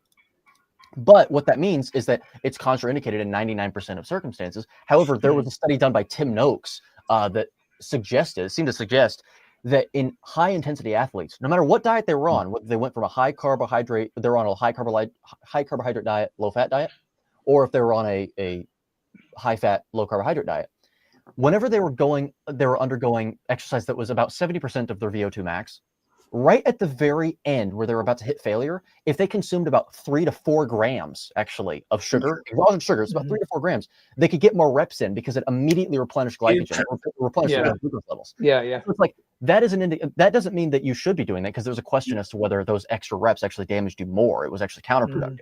The point of it, though, is to say that it has some indication potentially, depending on extremely certain circumstances. That is a case in where sugar could be used as a drug. It's used as a drug. I mean, and you're going to whoa, don't tell Cole Robinson that. But exactly.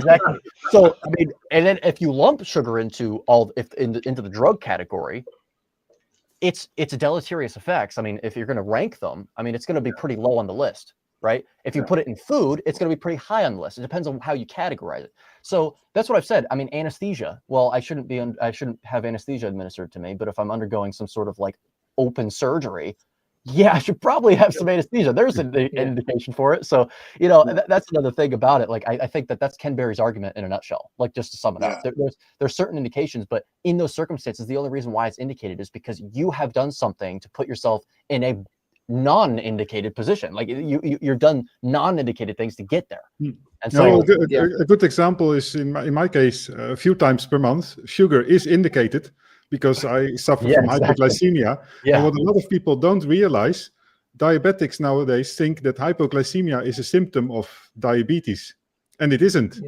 Because when there wasn't insulin, if you get diabetes, I mean, you get all these symptoms: high blood sugar, you'll lose weight, you'll lose muscle mass, all these things, and within a few days you'll die. But if you take insulin, of course, it's life-saving, but it brings the consequence of low blood sugars, and especially with these rapid insulins of the last few centuries. I made a video of me on the bike going without food, explaining that I don't need sugar. And then in the video, I ate a few cubes of sugar because it's very difficult to manage your insulin. And that is related also to the topic, maybe even that you just mentioned, this paper, Eddie, in which you are on the bike so long, and you need some sugar maybe to keep your blood glucose levels right. So not so much to provide energy for your muscles. Right. But there is something that I don't know, probably in your brain or so switches, and I feel it too, I think, because it's so difficult at low insulin levels to manage it, and I need to take a tiny amount of sugar. If I take too much, I don't feel right, and it's very hard to balance. But I like to call it a medicine. That's what I wanted to say. So sugar is in this case a medicine and not a food. And what you're saying there is key, and like with Eddie, and the same as with Tim Noakes, is that the key factor is it's not like, oh, just have sugar. It's 3-4 grams. It's a very tiny bit. 4 grams. Yeah, exactly. Yeah. So it doesn't have that big effect of if you had a whole teaspoon of sugar, or like 3 teaspoons of sugar in your coffee, or if someone drinks like that. It's having it for a certain reason. And the same for medicine. I do believe majority of medicine, there's always a place for it, because like you said, there's circumstances, there's situations, there's if you put everything into context, certain medication is needed. It's required. It's the reason why it was designed. But again, it's supposed to be temporary. So for majority of people, if they're on medications, it should be a temporary thing, as long as you're addressing the underlying issue. So like as a type 2 diabetic, as an example, yes, okay, you got high blood pressure, okay, because we know you weren't taking enough salt, and there's a whole various other factors to bring into it. But then they get given the high blood pressure tablet, then they can't sleep. So now we must give them sleeping tablets. And it's just a big knock-on effect like that happens. And when you look again, they're on 10 different medications, and yet the underlying issue is never resolved. So yes, the medication will help with certain situations, but you should be trying to alleviate those situations to get off those medications. Ultimately, I mean, it's obviously different if someone's born with a defect. What you said there, Brian, was amazing, because what led me onto this sort of like way of thinking. My grandmother, she lived to 101 years old. It was amazing. She was great. She was, but when she was sort of like towards the end of her life, she was on 15 medications. 15 medications. And at that time, as I started getting into the health space, and I started questioning all of them. So I did my research on every single one. She's all the medications she was on were counteracting side effects of other ones. And it was blatantly obvious. But they're so far gone from this path that how do you stop taking them away? Especially at that age. And I was the same when I used to be on the standard 6 meals a day. Like, I was spending more money on supplements than actual food, because I was trying to get rid of my headaches. I was trying to get rid of my gut issues. I had issues digesting my food. So when I look back at it, the amount of money I was spending on supplements was unbelievable. And then the big thing for me was always caffeine. I used to always have these massive migraines, and I couldn't understand why. And I used to have paracetamol. I used to eat these medications like Skittles at one stage. I was having a lot of them. And now the other thing when it comes to it, and I mean, I don't know the answer because I haven't really looked into it, but logically thinking, everybody that takes a lot of high medicine and obviously eating a bad diet, always having acid reflux. And then you're given medications to stop the acid reflux. So I can get that to help to a certain point. But majority of the time, the acid reflux is not because you got too much acid in your body. It's because you got too little acid in your stomach. What's causing the too little acid, though? Surely your stomach's not made to take so much medications for years and years on hand. Yeah. That's just too little acid is actually, I wrote about that in my book as well. I said that was actually a problem because you're supposed to have a certain level of stomach fluid to stimulate the esophageal sphincter to actually close. And if you don't have that, then paradoxically, you can have lower fluid in your stomach, but more of the fluid is actually going to seep into your throat. Yeah. So where it's not supposed to be. So yeah. Whereas if your stomach has enough acid, then that should automatically work because it now knows, okay, there's enough acid, so there's nothing else coming down the tube. But you guys touched on that too, is that no one ever talks about the medication effects on your insides. Like, the side effects of the what you're going to experience, but what damage is possibly doing to your liver? What is possibly doing to your? This is exactly. One of you guys earlier just actually mentioned this. I can't remember who it was, but we just talked about this with plants. Like everyone thinks that. Oh, yeah, I think it was Peter. Is it you? Yeah. You talked about how in your video you talked about how the nutrition labels are incomplete because they're not showing everything that's in the food. Well, it's the same thing with these drugs. These drugs are telling you what effect it's going to have on your body, but they're only purporting to have the positive effects. They're not even telling you oftentimes about all the negative side effects. In fact, they even try hard. They try pretty hard to put them on just a medicine insert and not really tell you, like, not bring them to light as much as what it's going to do for you.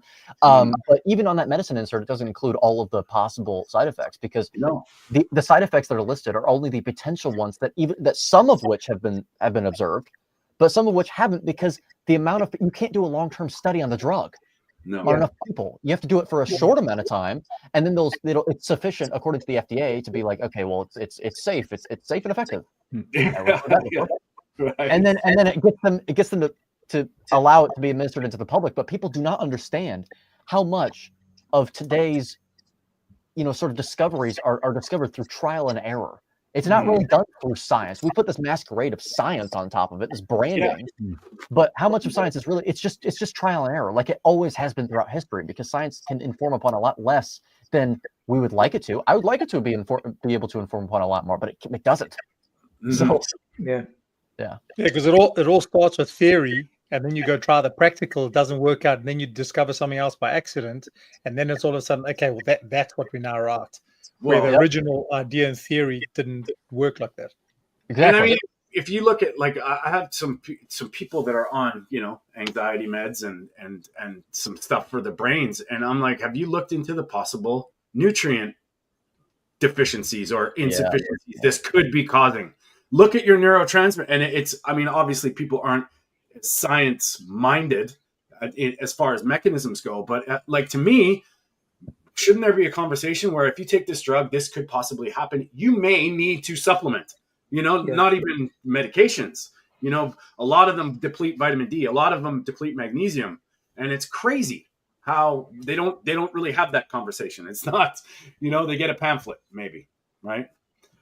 So boys, what do you think? You want to do one more video? Let's I think. Oh man, can we cover the notes that I had for the very end of that one? Absolutely.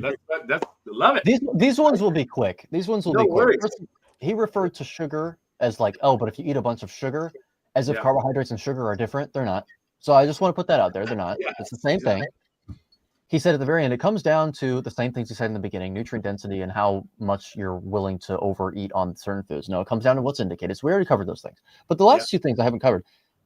He talks about, you want to eat something that doesn't elicit cravings.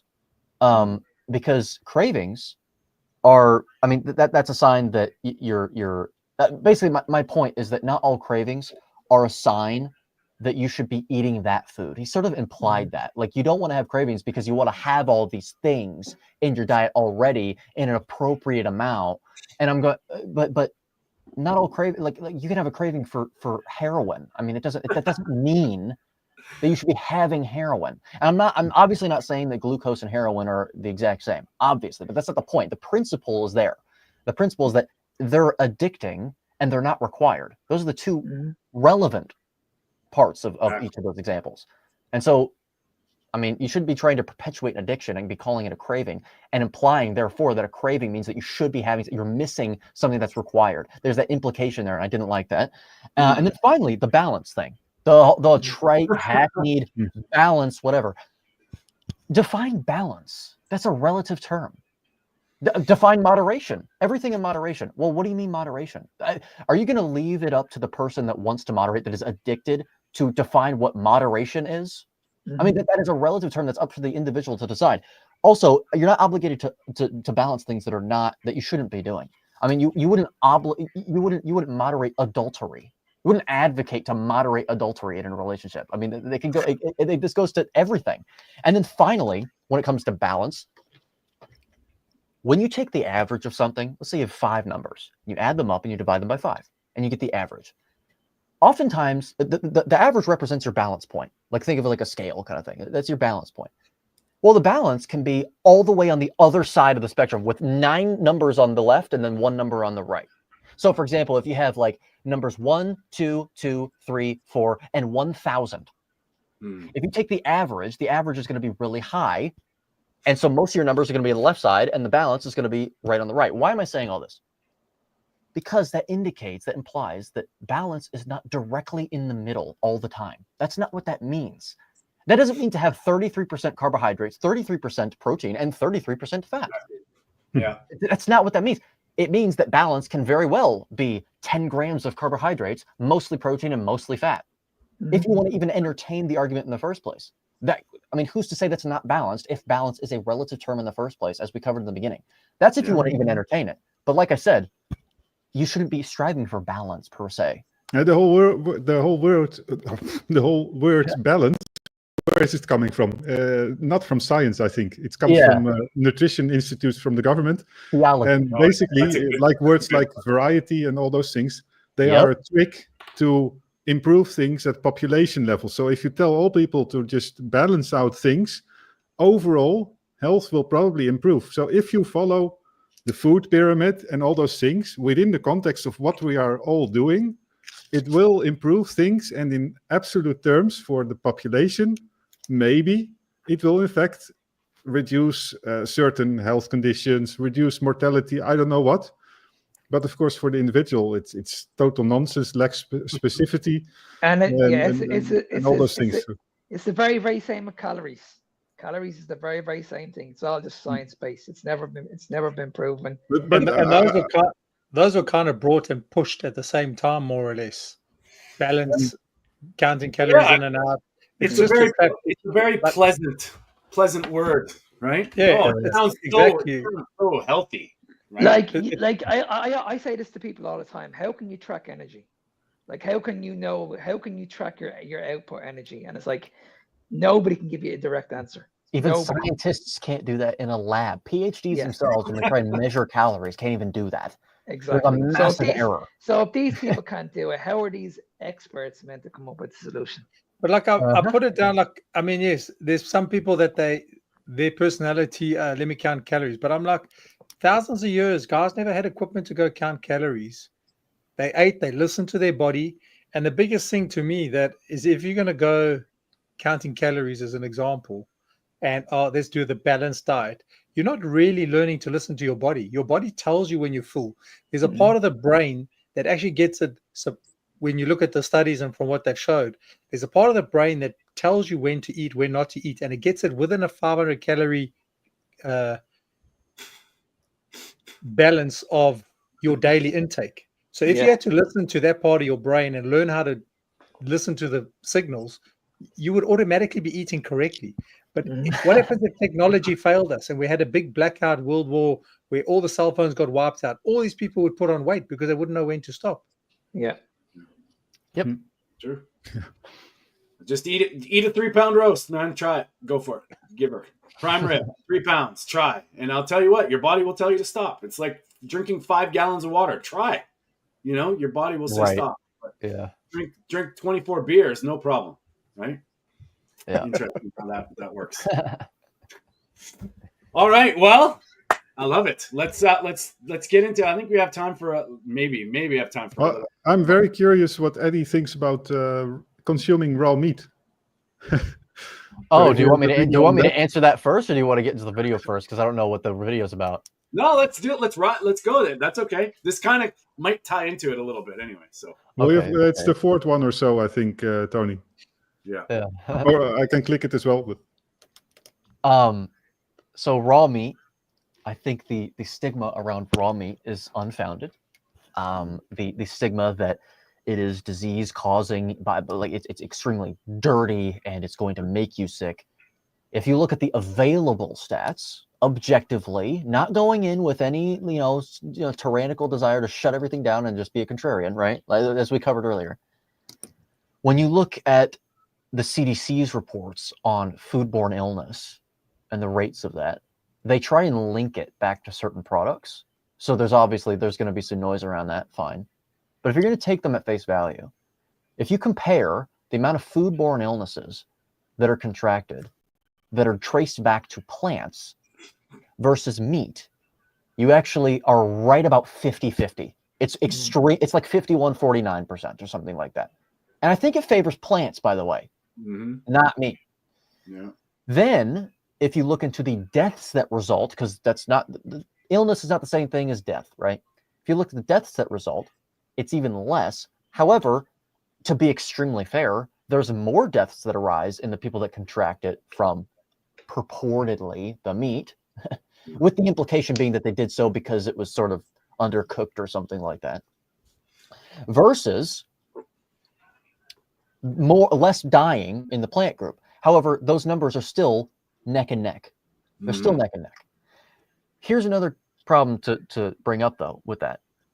The implication is that the reason these people are getting sick is because there are pathogens contained in the meat that was, sort of still raw or something. It was undercooked meat or something. There's also in the plant group, there's like undercooked kidney beans. We absolutely know the undercooked kidney beans have major issues for people. Like even just 5 can cause a major issue. Yeah. However, there's an argument that the raw primal crowd sort of says in response to this, which is, well, what if it was actually because it was slightly cooked? Not that it was slightly raw, but slightly cooked. I don't really see any connection there, because at the same time, the thing that's really the major associative factor when it comes to those sicknesses, those illnesses, is the pathogen. It's the pathogen. You talk about E. coli, you're talking about salmonella, all those things. However, this eventually devolves into, so first, just to start off, just as the first point, I think that the idea that you're going to get more sick from eating raw or slightly undercooked meat compared to if you ate a bunch of plants, it's not founded by the available stats. It's not. You can theorize that, fine. You can speculate that, fine. But there's plenty of people that get sick from eating. I got sick from eating romaine lettuce boats like years ago. Years ago, I did. Yeah. So I mean, there's plenty of things that grow on plants. They fail to. It's like a one-sided argument sort of thing. It's like only meat is dirty. No plants are. Plants are associated with cleanliness and puritanical. Like there's so many recalls on romaine and spinach and all those packages. There's so many recalls all the time. Yep. Yeah. There's also a lot of people that have suffered from strokes and even potential heart attacks from restaurants, and it was caused by salads, and that's because it wasn't washed properly.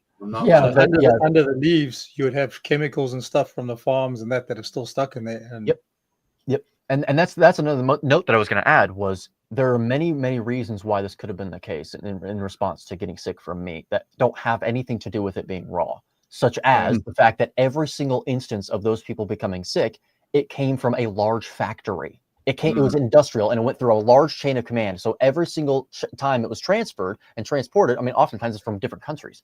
Every single time there is a new opportunity that you've introduced for it to become contaminated in some way. Yeah. Cross-contamination is a real thing. But this usually will devolve into a conversation between germ theory and terrain theory of sickness. And germ theory is the prevailing theory, which is that germs and viruses and parasites, they are what cause disease. So they actually they induce sickness.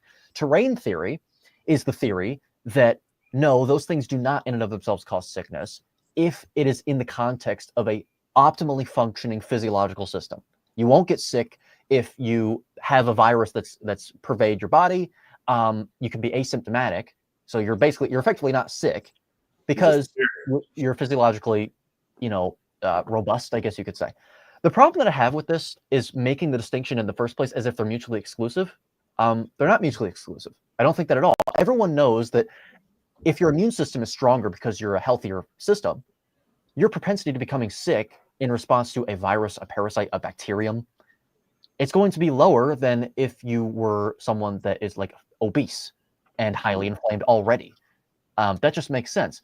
It doesn't mean that the germs themselves aren't helping to induce the illness, because if you take out the germs, the theory is that there wouldn't be sickness. But if you also make the person healthy, there's also the theory that there wouldn't be sickness. It's a mutual thing. It's like the sun. It's like sunlight. Sunlight, the UV rays from the sun have an ability to actively derange your DNA. That's why people say sun causes skin cancer. However, there's a completely opposite side of that spectrum, which is, well, how healthy is your skin to hedge against the damage that would be incurred from the sunlight?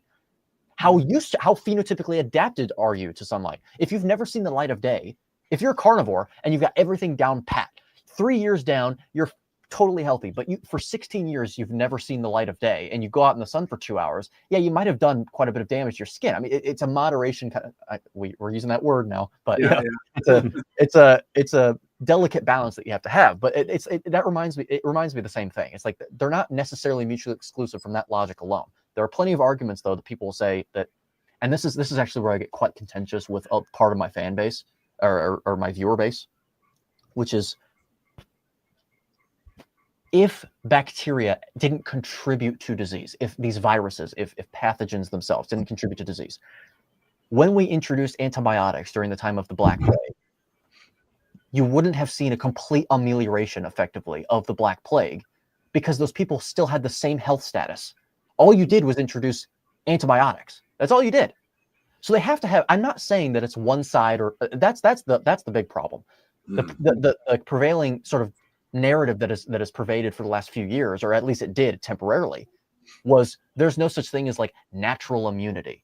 What are you talking about? I mean, you can't just completely reject terrain theory just because germs have some truth, because they're not, logically speaking, they're not mutually exclusive. They're not. Whether or not there's 50% contribution from one end and 50% contribution from the other, or if it's 90-10, it doesn't matter. It just, from that logic alone, you can't separate. You can't just completely dismiss one or the other. That's the biggest problem that I have with it. I'm not against terrain theory, and I'm also not against germ theory. That's where I stand on it. I think they both have a common theme. It always recurs, this mutually exclusive things. Like when I tell that I am doing exercise without carbs, it's not possible. It's only possible that you do it on carbs, and the other way around. And exactly. Everywhere. Exactly. Yeah. People like drawing that line. They don't, because when you, it's like I find myself, whenever I'm making distinctions or I'm listing two different things, I always say and or to represent that there's not mutual exclusivity. Because most things are not mutually exclusive. We just draw these dichotomies in order for our claims to be more ordered in the brain, but they overlap. There's a lot of overlap with everything. And so even though it might be intimidating and confusing to try and consider like how a bunch of moving parts at once instead of just two separate systems, it doesn't mean that it's not correct. So yeah, it's quite often where it's is or isn't, black or white, and it's it's operating in the gray for sure. Anything else, Peter, before we jump into another video? Or are you good? Yeah, well, I'm thinking about this whole raw food question. What we should also realize, and I don't know how you think about it, Eddie, but my suspicion is that most of these problems arise when we started to distribute food along very long chains at the beginning of the 20th century also. We didn't have testing and all those things. And so, things like pasteurization of raw milk, for example, for how much is it still needed nowadays? Because we do testing also with eggs for salmonella. If I eat an egg over here from the farm, I don't know how, it's not every egg is tested, of course, but a lot of them are.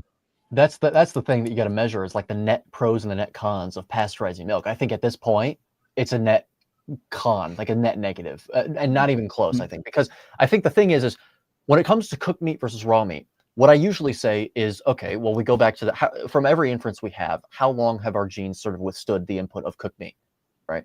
Well, it seems to be that the earliest usage of fire was 900,000 years ago. By that logic alone, that doesn't mean we were cooking meat for that long, because you could say, well, fire has multiple utilities. It's used to keep warm. It's a light source, and so that doesn't mean that we were cooking it. However, there's some inferences that most of the bones, there's some bones that are found that were charred of animals, so that was sort of an inference that says, okay, we're cooking meat. But even if you were to say that's not the case, I find it very interesting that the still extant tribal populations that use fire use it to cook their meat.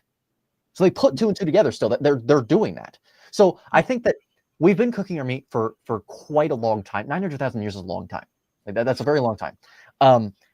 So when it comes to the distinction between cooked meat and raw meat, I think that cooked meat is fine, but I also think that raw meat is also fine, considering the fact that our stomach pH is that of, it's not even that of hypercarnivores, it's lower than that, which is, by the way, inferentially speaking, if you're going to use the theory of evolution here, what the theory is that when we became scavengers, we were eating lots of pathogenic bacteria that was on meat, which gives a pressure on the genome to make the stomach that acidic, that of vultures, for example. Yeah.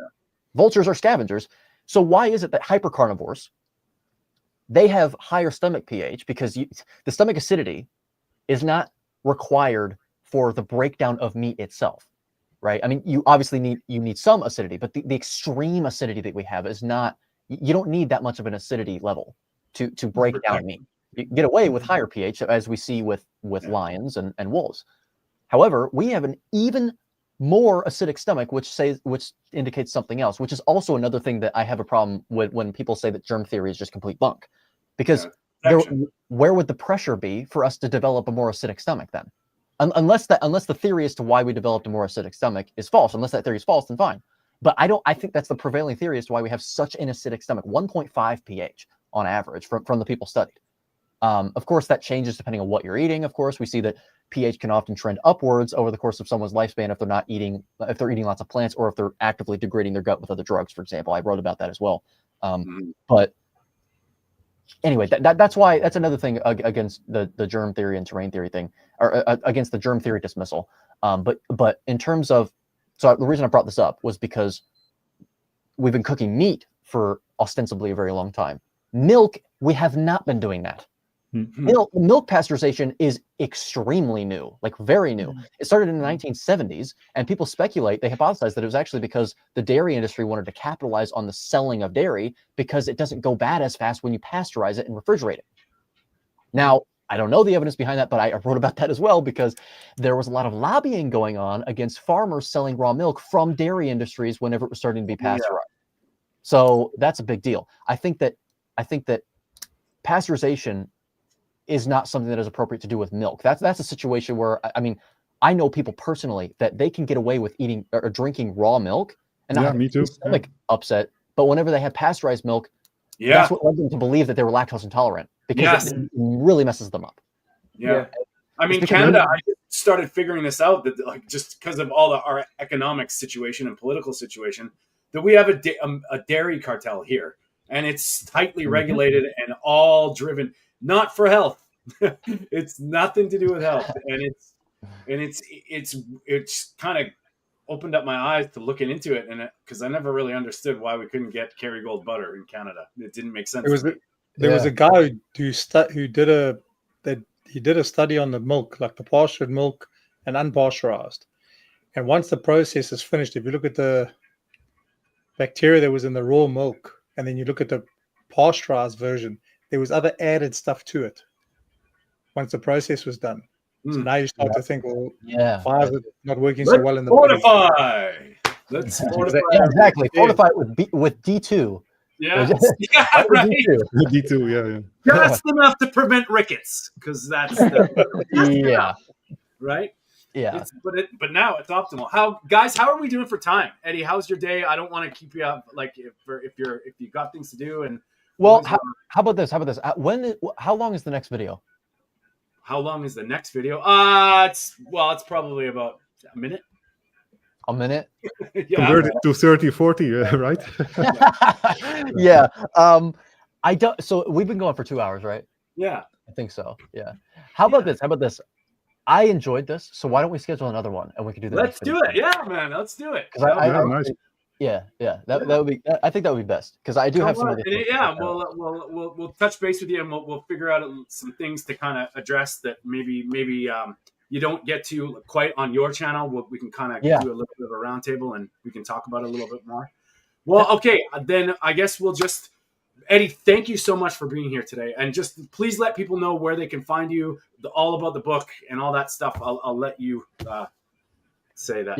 Yeah. I mean, again, thanks for having me on. So in terms of where to get a hold of me, and how to, find my book and all that, I'm mainly active on YouTube. So that's my primary platform. Eventually, I might be on TikTok and Instagram. We'll see how that goes. I almost sort of like sigh every time, like, oh gosh. New demographics of people, like how are they going to receive this content? But so thus far, I'm only on YouTube, and you can find me Edward A. Goeke. It's Goeke. That's how you spell that. And I'm also available on Instagram in terms of communication. So if you DM me on Instagram, that's at e.goeke_. And those are the two, and also my email, edgoeke@pm.me. It's Proton Mail. And those are the three platforms that you can use to get a hold of me, the email and the Instagram to get a hold of me directly, to watch my content and know more about what I talk about and all that, my YouTube channel. And then finally, for the book, we finally got an ebook out, so that's good. So all 4 formats are available. We've got a paperback, hardcover, an ebook, and we've also got self-narrated audiobook, as you were alluded to earlier, Tony. And those can be found on Amazon. You can find the ebook on Rakuten Kobo, as well as Amazon. So Amazon, Rakuten Kobo, Barnes & Noble, and Apple Books. You can find my audiobook on Amazon and also on Rakuten Kobo as well. Google Play Books has been giving me some issues, so eventually I'm trying to get it on there as well. But for physical copies, that is exclusively Amazon at the moment, at least. So that's where to find it. It's contraindicated for people that are unaware. A closer look and revision of mainstream health axioms that have perpetuated illness, disorder, and disease for over a century. 2nd edition as well, so up to date. So and once again, I know I mentioned this at the beginning, but going through your book and hearing the audiobook, because it's great to put on in the background, and it's great, and I can't wait for my hard copy to come, because it's one of those things for all the new people getting into this space. I will tell you, it's a reference material for your ammo. Not only will it help you understand things, but it puts it all out there in a very great way. Eddie, great job on the book. I mean, I've read quite a few books over my last, during my journey, and I really do. It's going to be one of those ones that I'll definitely recommend to people. So check it out. Thank you so much for being here. Byron, let people know what you're all about, my friend. Thank you. Yeah, also obviously came across carnivore beats for health reasons, which the medical industry couldn't sort out. And so since then, been on there and seen so many other testimonies. So basically, I just like training and exercising, and I like to have music playing in the background that can help obviously keep that going. So I thought, I never saw anything for carnivore type community. So I thought, let's create stuff and put messages in the music itself. So in the lyrics, there's information about carnivore and benefits and other stuff. So that's what I do. Yeah. And where can people find it, Byron? Carnivore Beats on TikTok, and then Carnivore Beats YT at the end on YouTube. All right, Peter. You can find you can find me on most social channels. Most of my videos are on TikTok and focusing mostly on awareness. I think so. Short videos, short topics. Nice. On carnivore and that sort of stuff, and type 1 diabetes, of course. And Mark. And unlike Eddie, I am on Instagram and I am on TikTok. I will be going onto YouTube eventually. But I do an awful lot of controversial videos. I call out a lot of people. Nobody usually gets back to me. I enjoy what I do. It's always around the carnivore lifestyle. This way has actually changed my life, and I know it's changed an awful lot of people's lives also. So that's why I continue to do it, and I love doing it. So you guys can reach me on Fitness Beyond Time as 01 on both platforms, or you can reach out to me by email, ennismark93@gmail.com. All right, buddy. Thanks. And guys, everybody watching, thanks for all the comments today. I know we got into it, and it was great just to get sidetracked into one video. Eddie, we had like 6 videos ready for this, but it was great. Oh man, yeah, it's gotta be like one at a time, especially if I'm the one reacting. Yeah, but we really do appreciate all the comments, and well, Eddie's agreed to come back on. Maybe we'll get some more questions, a little bit more interactive with him. But we do this every Sunday live at 10 a.m. Pacific, 6 p.m. in the UK and Ireland, 7 p.m. in the Netherlands and continental Europe. We are the Meat of the Matter. We've just launched our own channel, guys. So if everybody's following along with all of our consecutive channels, go to the Meat of the Matter. I think it's at MOTM 2025. Subscribe, leave a comment, let us know that you're here. We do appreciate all the questions and concerns. And if anybody's interested in finding me, you can find me on YouTube at Food for Thought, Question Everything. And of course, if you want to go, find me on my website, tonystewartcoaching.com. And just wanted to say thank you, Byron, and thank you so much again, Eddie, for coming here. Buy his book, Contraindicated. Subscribe to Byron Funk's channel. Thank you all, and we will see you very soon. And just a quick announcement. This week, we have an interview coming out, a very important interview. Her name's Krista. And I think you guys, it'll be launching at some point this week. It's about her troubles with Ozempic, and I think the world needs to know what she went through as these, instead of glorifying it all the time. So it's a very, very impactful interview coming out this week, Krista, and she actually overdosed on Ozempic. So we're gonna launch that this week, and it's very, people need to know this stuff. So thanks, guys. Thanks everybody out there, and we will see you next Sunday. Yeah, thanks for having me on. See ya. There we go.